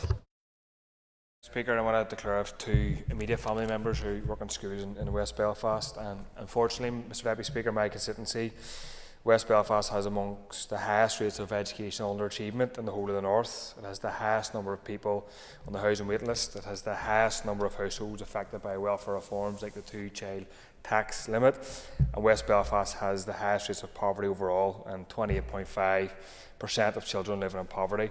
And 26 years on, Deputy Speaker, from the Good Friday Agreement, and working class communities like West Belfast and beyond suffer the worst levels of poverty and deprivation than ever. Given the link between poverty, class and educational outcomes, it's no surprise that educational underachievement remains so high in West Belfast. The other thing that was remained constant in that time is that West Belfast has been predominantly dominated by Sinn Féin. The promised peace dividend, opportunities for a better life, better education and so on, has not been felt in working class communities like mine. And it's because the brutal economic policies inflicted on working class people by Stormont has stymied the potential of generations of people, including school pupils.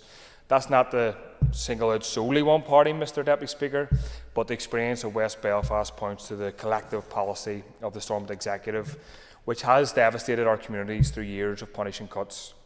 The education cuts suffered by schools in the Falls under Sinn Féin's watch are the same suffered by pupils and schools on the Newton Ards Road or the Shankle Road on the DUP's watch, and so on and so on.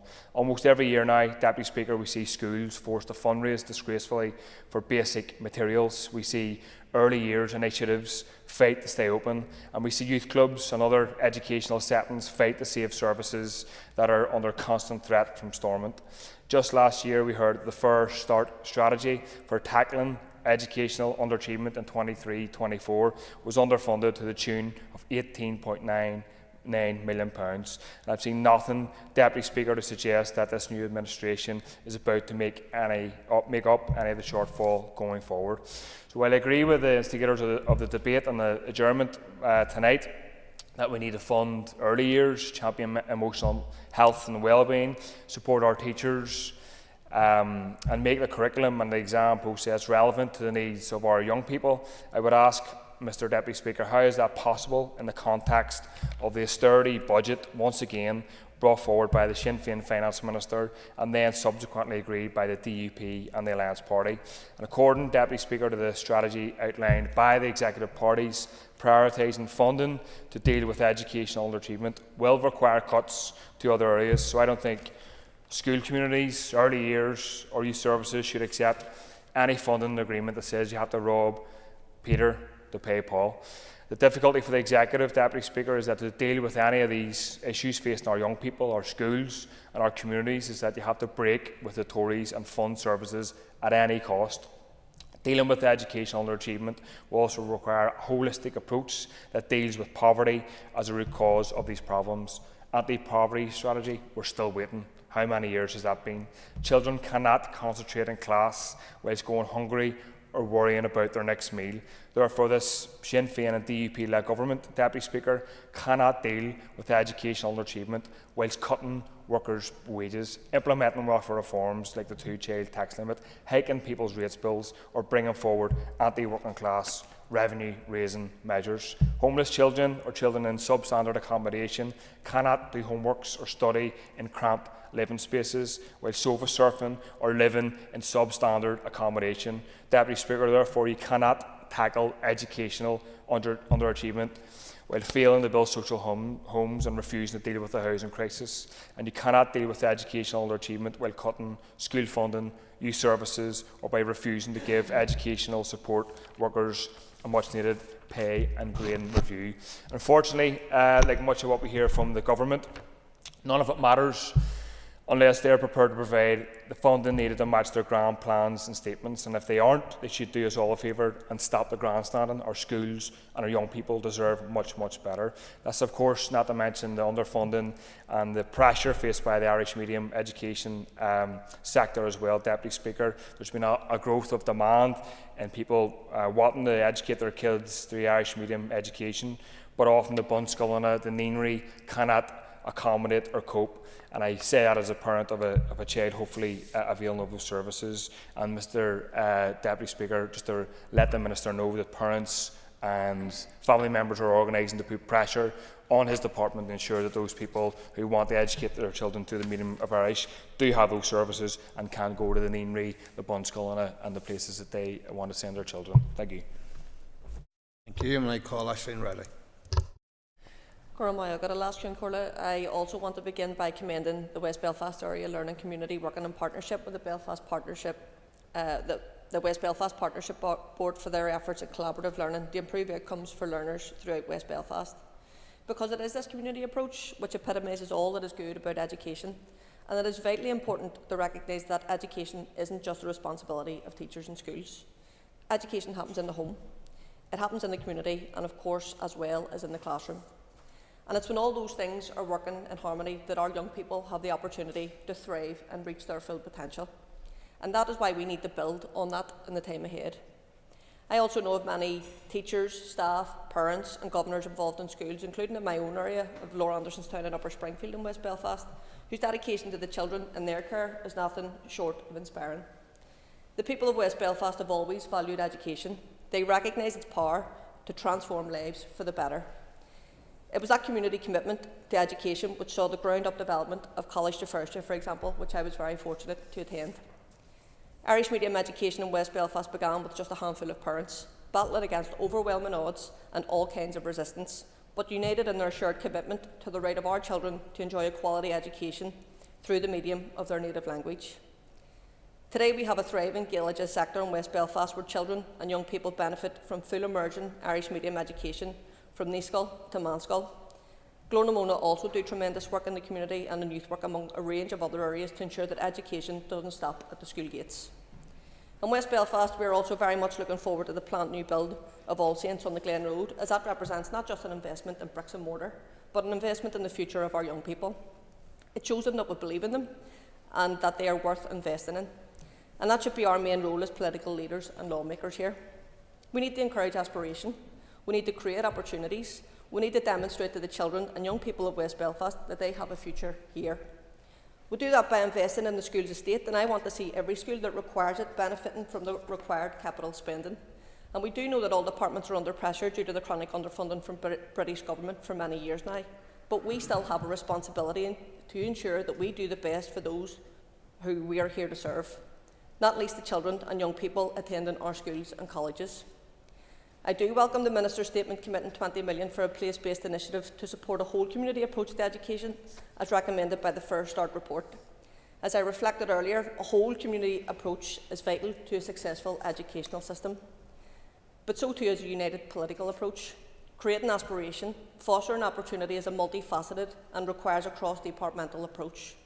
And it is an unfortunate reality that we still have many different viewpoints as to how our education system here should operate.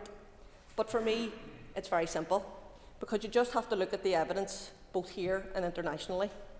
We still have a long tail of underachievement here in the North. We still have far too many young people leaving school without the qualifications they need or the aspiration that they deserve. Academic selection and rejection is the key driver of that inequality. And continuing with that flies in the face of the overwhelming empirical and international evidence that demonstrates how damaging the transfer test is for children and their outcomes in life. We can do so much better for them, and I would urge all parties to embrace that message. We need to be ambitious for our children and for our young people. We need to be ambitious for their futures. We need to create opportunities for them to stay here, to live here, to thrive here, and to raise their families here. Today we're talking about supporting educational achievement in West Belfast, and I will do everything that I can to support that collaboration, investment and political leadership required to do that. But the Sinn Féin vision for education is one where all areas thrive, where all economies benefit, and where all children get the opportunity to reach their full potential here in life. Gurmaig. Thank you, and I call Brian Kingston. Thank you, Mr Deputy Speaker, and I'm very pleased to speak in this debate, and I thank the member for West Belfast for bringing it to Assembly. I will focus my comments on the Greater Shankill part of West Belfast, which I obviously know well, having been a councillor for the area for 12 years on Belfast City Council and also being a community worker in the area for many years. I also declare an interest as a long-serving governor on the Belfast Boys Model School and on Malvern Primary School. A great deal of effort goes into supporting educational achievement in the Greater Shankill area. As members may be aware, in 2014 the Greater Shankill Partnership asked the Northern Ireland Assembly departments to recognise the designation of the Greater Shankill area as a Children and Young People's Action Zone. I attended the launch of that here with 5 Stormont ministers attending, and we're now actually halfway through that 20-year designation. Three of those ministers are still members of this Assembly. The zone aims to improve coordination and cooperation between different government initiatives with the aim of providing improved wraparound support for children and young people. I wish to welcome that the Education Minister is present for this debate today, and thank him for finding the time. Indeed, he may wish to make reference to announcements that he made just last week that are very relevant to this topic. Firstly, the confirmation of capital new build funding for Glenwood Primary School, which is the largest of the 8 primary schools in the Greater Shankill area. And I spoke about this matter in a member's statement this morning, thanking the Minister and his predecessors for bringing confirmation of this long-awaited funding. Secondly, the Minister also announced last week £20 million for a major programme of investment to deliver innovative and community-informed approaches to raising achievement to reduce educational disadvantage in Northern Ireland. In areas of multiple disadvantage, there are additional challenges and complexities facing children, their families and the education system. I will always speak up for the need for additional resources to help children, their families and the educational system address and overcome those additional challenges. As Pat Sheehan has mentioned, in the wider West Belfast area, the full service community network funding flows through the West Belfast Partnership, which is used for interventions which are considered to be most appropriate. In the Greater Shankill area, full service extended schools money is given directly to both the Boys Model and Girls Model schools to put in place relevant interventions, which include linking with community partners such as the Greater Shankill Partnership. The model schools submit a joint evaluative report to the Department for Education each year on this funding. I understand this funding is approximately £185,000 per year for each school, and it is considered invaluable by the school governors. In the Boys Model School, it funds parent support, transition activities for P7 to Year 8 pupils, pupil support teams of staff who engage with vulnerable young people at risk of dropping out, and learning mentor intervention, which is targeted academic support at GCSE and A-level. Both model schools have seen year-on-year improvements in results and pupil attendance, notwithstanding the COVID impact, and could not have had such an impact without full service extended schools money. This money is approved annually and therefore remains constantly under threat. It would be catastrophic for the model schools if it was to be lost. Funding in young people's education is the best form of prevention of negative consequences later in life. As a member of the Boys Model Board of Governors, I can say that the school consistently performs well above the expected level of exam results for its level of free school meal pupils. The school principal, Mary Montgomery OBE, was a key member of the expert panel on educational underachievement in Northern Ireland, which submitted its final report and action plan entitled A Fair Start to the Education Minister in May 2021 and was endorsed by the Northern Ireland Executive. Both model schools are also part of the North Belfast Area Learning Community, involving 11 post-primary schools on a cross-community basis plus the Belfast Metropolitan Colleges. This facilitates shared classes in some A-level subjects for which one school alone could not provide sufficient numbers. There are a number of inter-school activities bringing pupils together in the interest of shared education, including the Inter-Schools North Belfast Youth Choir, formerly known as Harmony North. Returning to West Belfast, before someone reminds me of the title of the debate, I am pleased to note that the 8 primary schools in Greater Shankill area are in the process of establishing their own Shankill Primary Area Learning Community. It's a very positive initiative for the benefit of the entire school community. As has been mentioned, there are a number of bursary funds for pupils, one run by the Boys Model, one by the Ashleen Awards, and one by Argyll Business Centre, the Baroness May Blood Awards, and those 3 bursary awards do cooperate for pupils moving on to further and higher education. So in closing, I do welcome the opportunity to highlight some of the positive initiatives supporting educational achievement in the Greater Shankill area. Thank you. And I call Robbie Butler. Thank you, Mr. Deputy Speaker. I had the option tonight of speaking in this debate out leafleting in Lagan Valley. But one of my earliest forays into school visits happened probably about 2016, 2017, and I visited a school in West Belfast, and Pat Sheehan was there, and he welcomed me, and he gave me a handshake, and he welcomed me to, I think it was the Christian Brothers School, the Glen Road, that'd be fair.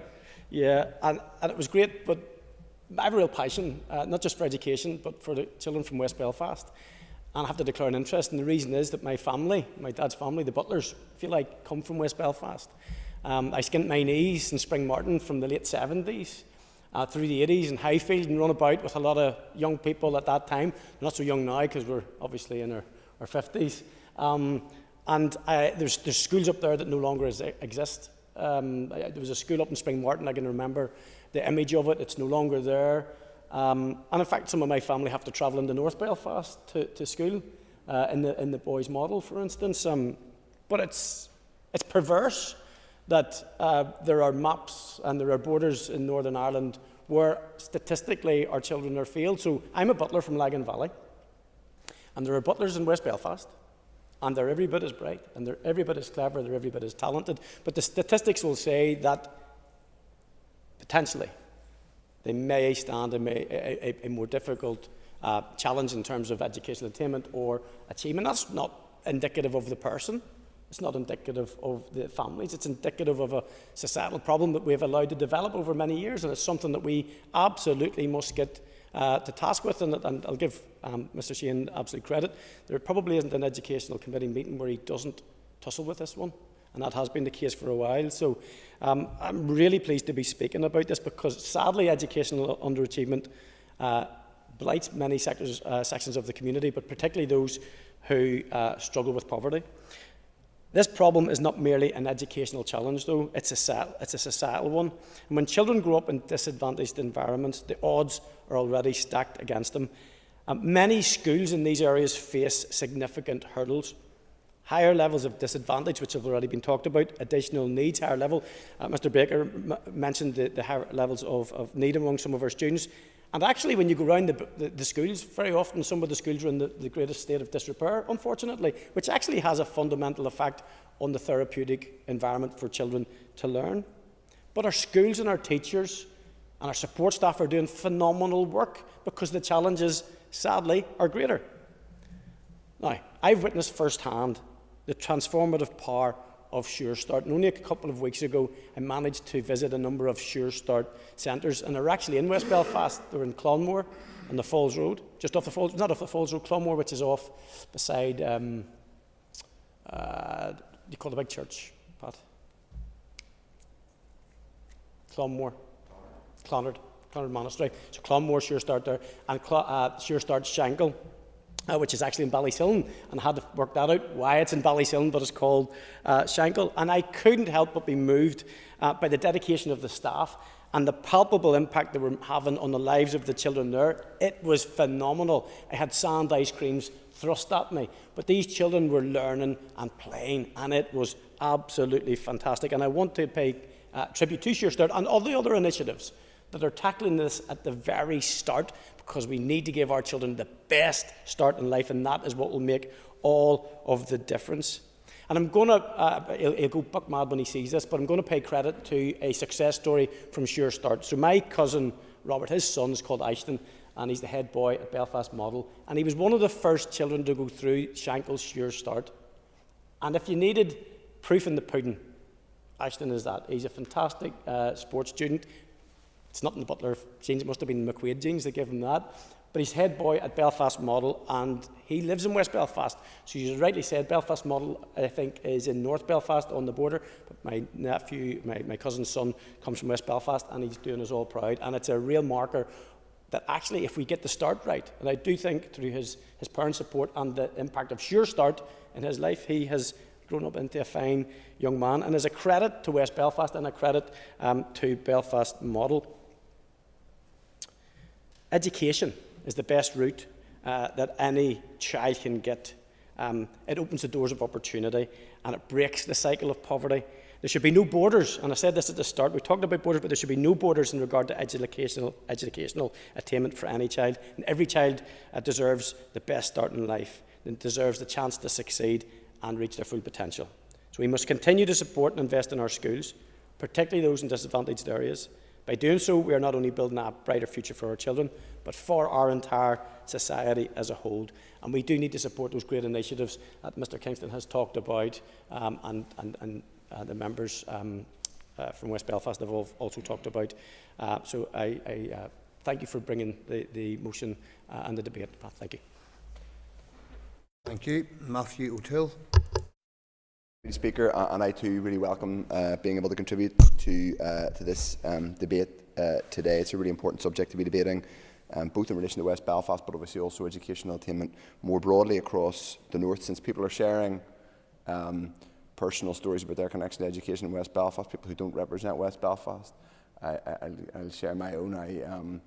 As well, though I represent South Belfast, obviously we've some schools in South West Belfast, and that part of the constituency would have an intake which includes West Belfast. That would include Malone College and also Rathmore. There'd be a significant intake of kids who live in this West Belfast constituency who go to both Rathmore and Malone. But my aunt was a French teacher in St Rose's, which no longer exists. St Rose's is now part of All Saints. And she was a French teacher there for years, and she used to organise exchange trips over to Brittany with girls from St Rose's and St Louise's. And when I was, I think, 12, I was persuaded, possibly against my better judgment, to go on a one-man wee culture from Downpatrick bus trip with a bus full of girls from St Rose's and St Louise's to an exchange trip in Brittany. And we're talking about educational attainment. Well, I certainly got an education from that bus full of girls from West Belfast who weren't long educating me about what I was right and wrong about, and it was great crack. It's been said that educational attainment in West Belfast has improved but isn't where it needs to be. It's also true to say that West Belfast, despite progress and despite the amazing contribution of educators and community groups who have been named in West Belfast, first of all, deprivation levels are far too high in West Belfast, as they are in other parts of this region, and educational attainment is not high enough. Educational attainment is not where it needs to be in this region more generally, but it is. I will, yeah. On this issue of underachievement in West Belfast, the average percentage of children, young people who get 5 GCSEs, including English and Maths, sits at 2% below the regional average. But when you take account of the deprivation that exists, I mean, that is extremely high and well above the average for the type of area we're talking about. The point of my remarks weren't to specifically single out West Belfast as an area of underachievement, because he's right. Clearly, there is real attainment going on there, but it is true to say that attainment isn't good enough in the north generally. And he has said, and he's been one of the most consistent advocates, as his colleague Aisling Riley was earlier on, for saying that the long tail of underachievement in this region is intimately connected to our system of selection and the fact that we have a pernicious system which divides kids at age 11 and promotes a form of selection which no serious, objective analyst or academic looking at educational outcomes thinks is a good way of running your education system or frankly your economy. So it is important to put that on the record, and kids in West Belfast do suffer from that, and they do suffer from that in part because it is also an area of higher than average deprivation, and it is important to say that, and I think it would not be honest for us not to say. I just want to draw on a couple of particular themes that have been talked about today. Some of the very important initiatives that go on in West Belfast have rightly been highlighted. Obviously, West Belfast, in addition to all the great schools it has there, has one of the North's 2 teacher training colleges, and I know St Mary's plays a huge part in terms of, and it's already been outlined, the summer schemes that are run at St Mary's. I know it plays a huge part in terms of improving, a part of that broader community work in terms of improving attainment and joint working between different agencies, different schools, and indeed community groups. The specific issues which we know affect kids across this region, particularly in working class families, around the cost of school uniforms, holiday hunger. Those structural challenges exist in West Belfast too. I know my colleague Paul Doherty, councillor for Black Mountain, who does amazing work in Foodstock on the Andersonstown Road, has done particular work around, for example, holiday hunger, but also school uniform drives, and that is a real challenge. And we had a debate, or there were questions to the Minister yesterday about this. That is one of those real pressures that faces families in the west of the city, as it does in other parts of this region.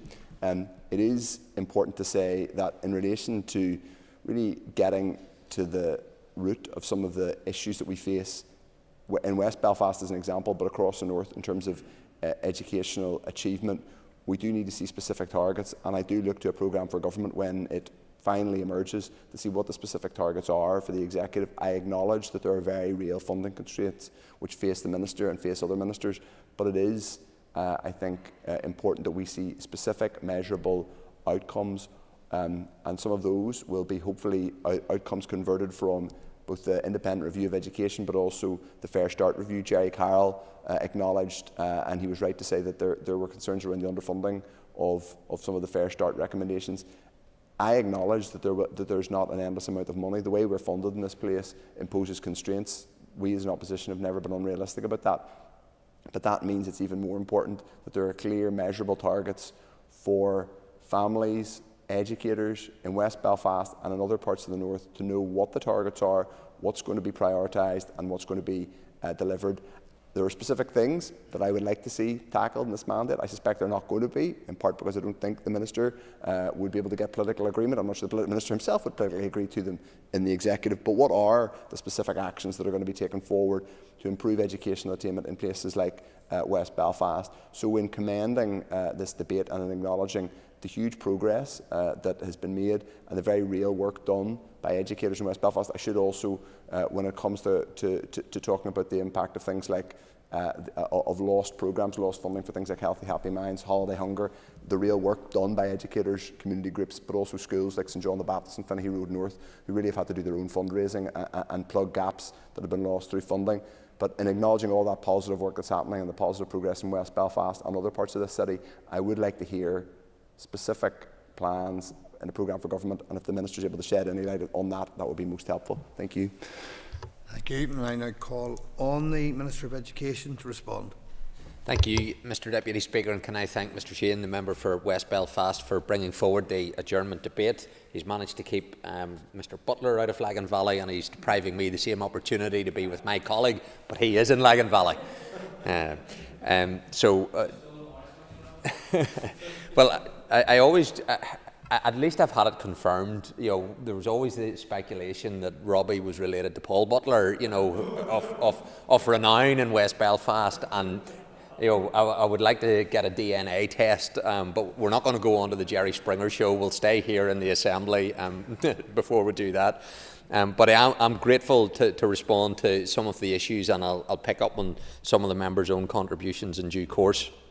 Every child does have a right to high quality education in a setting of their parents' or carers' choice, where they can be happy, learning and succeeding, and I am committed to delivering the better outcomes for all children and young people across our society, and so too are the members who have all made a contribution in this debate. Where disadvantage exists, we must work collaboratively to address both the causes and the consequences. And whilst more can and should be done, we must acknowledge West Belfast as an example of an area where there are strong community partnerships and an ongoing commitment to improving educational outcomes despite the challenges. That is one of the reasons why Belfast has been included in the RAISE programme, which I announced last week. And this is a new programme of investment in communities and families in the most educationally disadvantaged areas across Northern Ireland. The RAISE programme aims to address a key element of the Fair Start report by promoting a whole community approach to education through place-based partnerships. Funding of £20 million is being provided through the Shared Island Fund for a period of 2 years, and it will operate in specific localities across Northern Ireland which have been selected using objective criteria based upon data. And the RAISE programme offers the opportunity to look afresh at the issues caused by deprivation and to drive forward a whole community place-based approach to education and the issues children and young people are facing. Northern Ireland is not unique in needing to tackle educational disadvantage. Indeed, the most recent programme for international study assessment, commonly known as PISA, it published at the end of 2023 evidenced a significant attainment gap here between the least disadvantaged quarter of pupils and the most disadvantaged across mathematics, reading and science, but the gap was not significantly higher in Northern Ireland than on average across the OECD countries. So I am delighted that my department, and it's been acknowledged by contributions from members in the Chamber this evening, that they have invested in children and young people, families and the community in West Belfast over the past 8 years through the West Belfast Partnership Board's Sharing Learning programme. And that's came about because of the very active representation through elected representatives for the West Belfast constituency, both in the Assembly, council level, and also having ministers in different parties responding to that. £1.5 million has been provided during this period, and it's an excellent example of a community partnership delivering bespoke interventions to address local issues. It provides essential support from cradle to career. And I hope that this way of working can be used as a model as my department considers how to implement community-informed solutions to help raise achievement and reduce educational disadvantage. We should celebrate the work undertaken in West Belfast by the committed teachers and community workers that have delivered significant outcomes in one of the most deprived areas in Northern Ireland. It's an area where 25 of the super output areas are within the top 20%, most deprived in Northern Ireland, and 19 of those are within the top 10%. Despite this, we can see improvements in the educational outcomes in this area. In 2018-19, 63.7% of school leavers resident in West Belfast achieved at least 5 GCSEs at A star to C grades or equivalent, including English and Maths. Whilst this is below the Northern Ireland average of nearly 71%, it represented a nearly 12 percentage point improvement since 2012-13 years. During the same period, the Northern Ireland improvement was 8.5 percentage points. So of course more can be done, and there remains a gap between West Belfast and the Northern Ireland average, both at GCSE and A level. When we look closer at the data, we can see that the attainment gap between boys and girls is lower in West Belfast than the Northern Ireland average, as too is the gap between free school meals and non-free school meals pupils. For school leavers in West Belfast, the most recent figures in 2021-22 show that 93.3% of school leavers resident in West Belfast were reported as going to higher education or further education, employment or training, and this is just below the Northern Ireland average of 95.8%. The overarching message should be that there has been significant work done to improve educational outcomes in West Belfast, and this needs to continue. The Sharing the Learning programme is one example of the positive work. It operates in 24 nursery schools, 19 primary schools, 8 post-primary schools and 14 after-schools provision. Its success has been down to the relationships that have been developed over time with and between schools and across all of the school sectors, and by collaborating effectively with the voluntary and community sector to provide a wide range of support which our children and young people need to succeed. This is a model that should be further explored in other localities facing similar challenges. The range of projects supported and their achievements are impressive. Parent and child programmes have supported the transition from home to nursery and from nursery to primary school, thereby supporting readiness to learn. Primary support has been provided to over 3,000 Key Stage 2 pupils in literacy and numeracy, with further support through community-based after-schools and participation in programmes like the Irish News Young Readers Critical Literacy Programme. The West Belfast Partnership Board has also worked with practitioners in the area, including Sure Start, community-based providers and local schools to develop resources such as progression of play, which is from nursery to year 2 and year 7 to year 8, transition resources and special educational need nursery to primary transition resource. The name Sharing the Learning is an apt one. I know that many other voluntary and community groups and schools have benefited from the West Belfast Partnership Board's experience and knowledge. Examples include partnering with the teaching colleges to deliver workshops on community education programmes, as well as the Thrive programme in Monkstown and Rathcoole that members will also be aware of. West Belfast has also benefited from the Full Service Community Network, which forms part of the fabric of support unique in this area. My department has been able to financially support this network in recent years to deliver programmes that enhance employability, improve the quality of teaching and learning, and build collaborative relationships to deliver services for newcomer children and their families. This network has also employed a dedicated Irish medium support teacher to work directly with children in schools to help support Irish literacy and fluency. And since 2016, the FSCN has worked with schools to support the growing population of children and families from asylum-seeking and refugee backgrounds with training for entire school communities, as well as dedicated English as an additional language provision for children and families. In addition to the significant targeted funding and programmes designed to tackle disadvantage, all schools are supported and challenged as appropriate to raise standards and bring about improvement. The Department's School Improvement Policy set challenging system-wide targets in respect of attainment at end of key stage assessments and in public examinations at GCSE and A-level from 2010 to 2020. And while statutory assessment at key stages 1 to 3 was disapplied during the 2019-20 year pending a review, creating a dearth of data in respect of how our schools and our system is doing, participation in international studies, also reassures us that we continue to perform well compared to other OECD averages and exceptionally well in some areas such as reading. However, we need to establish improved measures. We want to know a pupil's progress, what their educational journey looks like and what value has been added. For example, are pupils happy? Are they learning? Do they go on to succeed when that journey ends? Are they living happy, healthy lives, contributing to the economy and to society in a meaningful way? So, Mr. Deputy Speaker, educational disadvantage can present in many different ways. More can and should be done to close the attainment gap and address the wide range of barriers of learning that many children and young people face. Supporting educational achievement in West Belfast is no different to any other area. Our expectations and aspirations should be as high for every pupil, every school and every neighbourhood.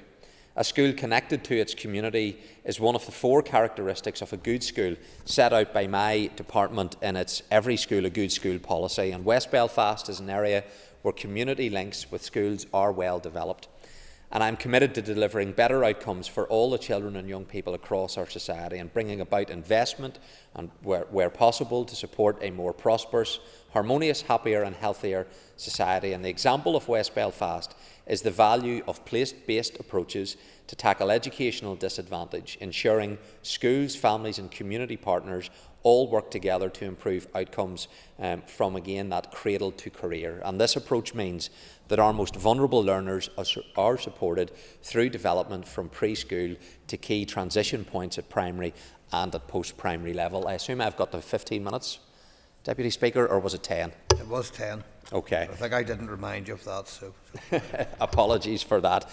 Very briefly, a couple of members just raised a few points. Mr. Baker, I'll follow up in more detail just around that project that you mentioned, and officials will engage with you on that. And obviously, I know Mr. Carroll raised a number of issues around Fair Start being underfunded. I would just point to him to the announcement last week, £20 million, very much building on the Fair Start, evidence of what can be changed and what this executive is doing. Yes, we would like to do more, but I just gently say to the member, and he'd probably not listen to me, you don't always have to have a pop at political parties. I think everyone in this chamber have actually tried to represent their constituencies, and I've demonstrated how West Belfast has made considerable progress over the years, and that has been through all of the parties representing that constituency and different political parties. And we also personally in this chamber are invested in education. I sat on 3 school board of governors for nearly 20 years, so I don't just do policy, I put it into practice. Brian Kingston, the member, also outlined 2 schools that he currently sits on as a board of governor. Now, the member may or may not have sat on one in the past, but we do actually get engaged at a grassroots level, and I'm sure he does too. But there are occasions whenever I would just gently say to the member, you don't always need to politicise something like this when we're trying to actually speak to issues that we have made progress on. I appreciate time is against me. I've already exhausted your good grace, Mr. Deputy Speaker, but I thank members for their contributions. Minister, actually you kept us within our time limit there, and I'm very grateful for that, and thank you for your contribution. Members, the Assembly is adjourned.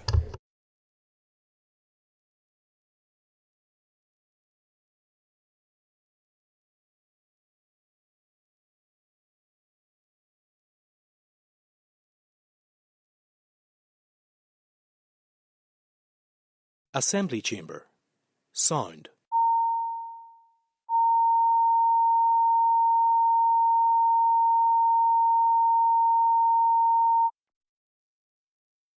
Assembly Chamber. Sound.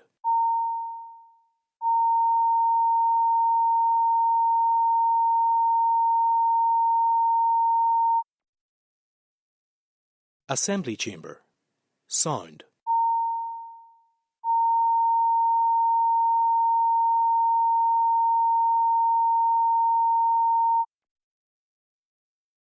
Assembly Chamber. Sound.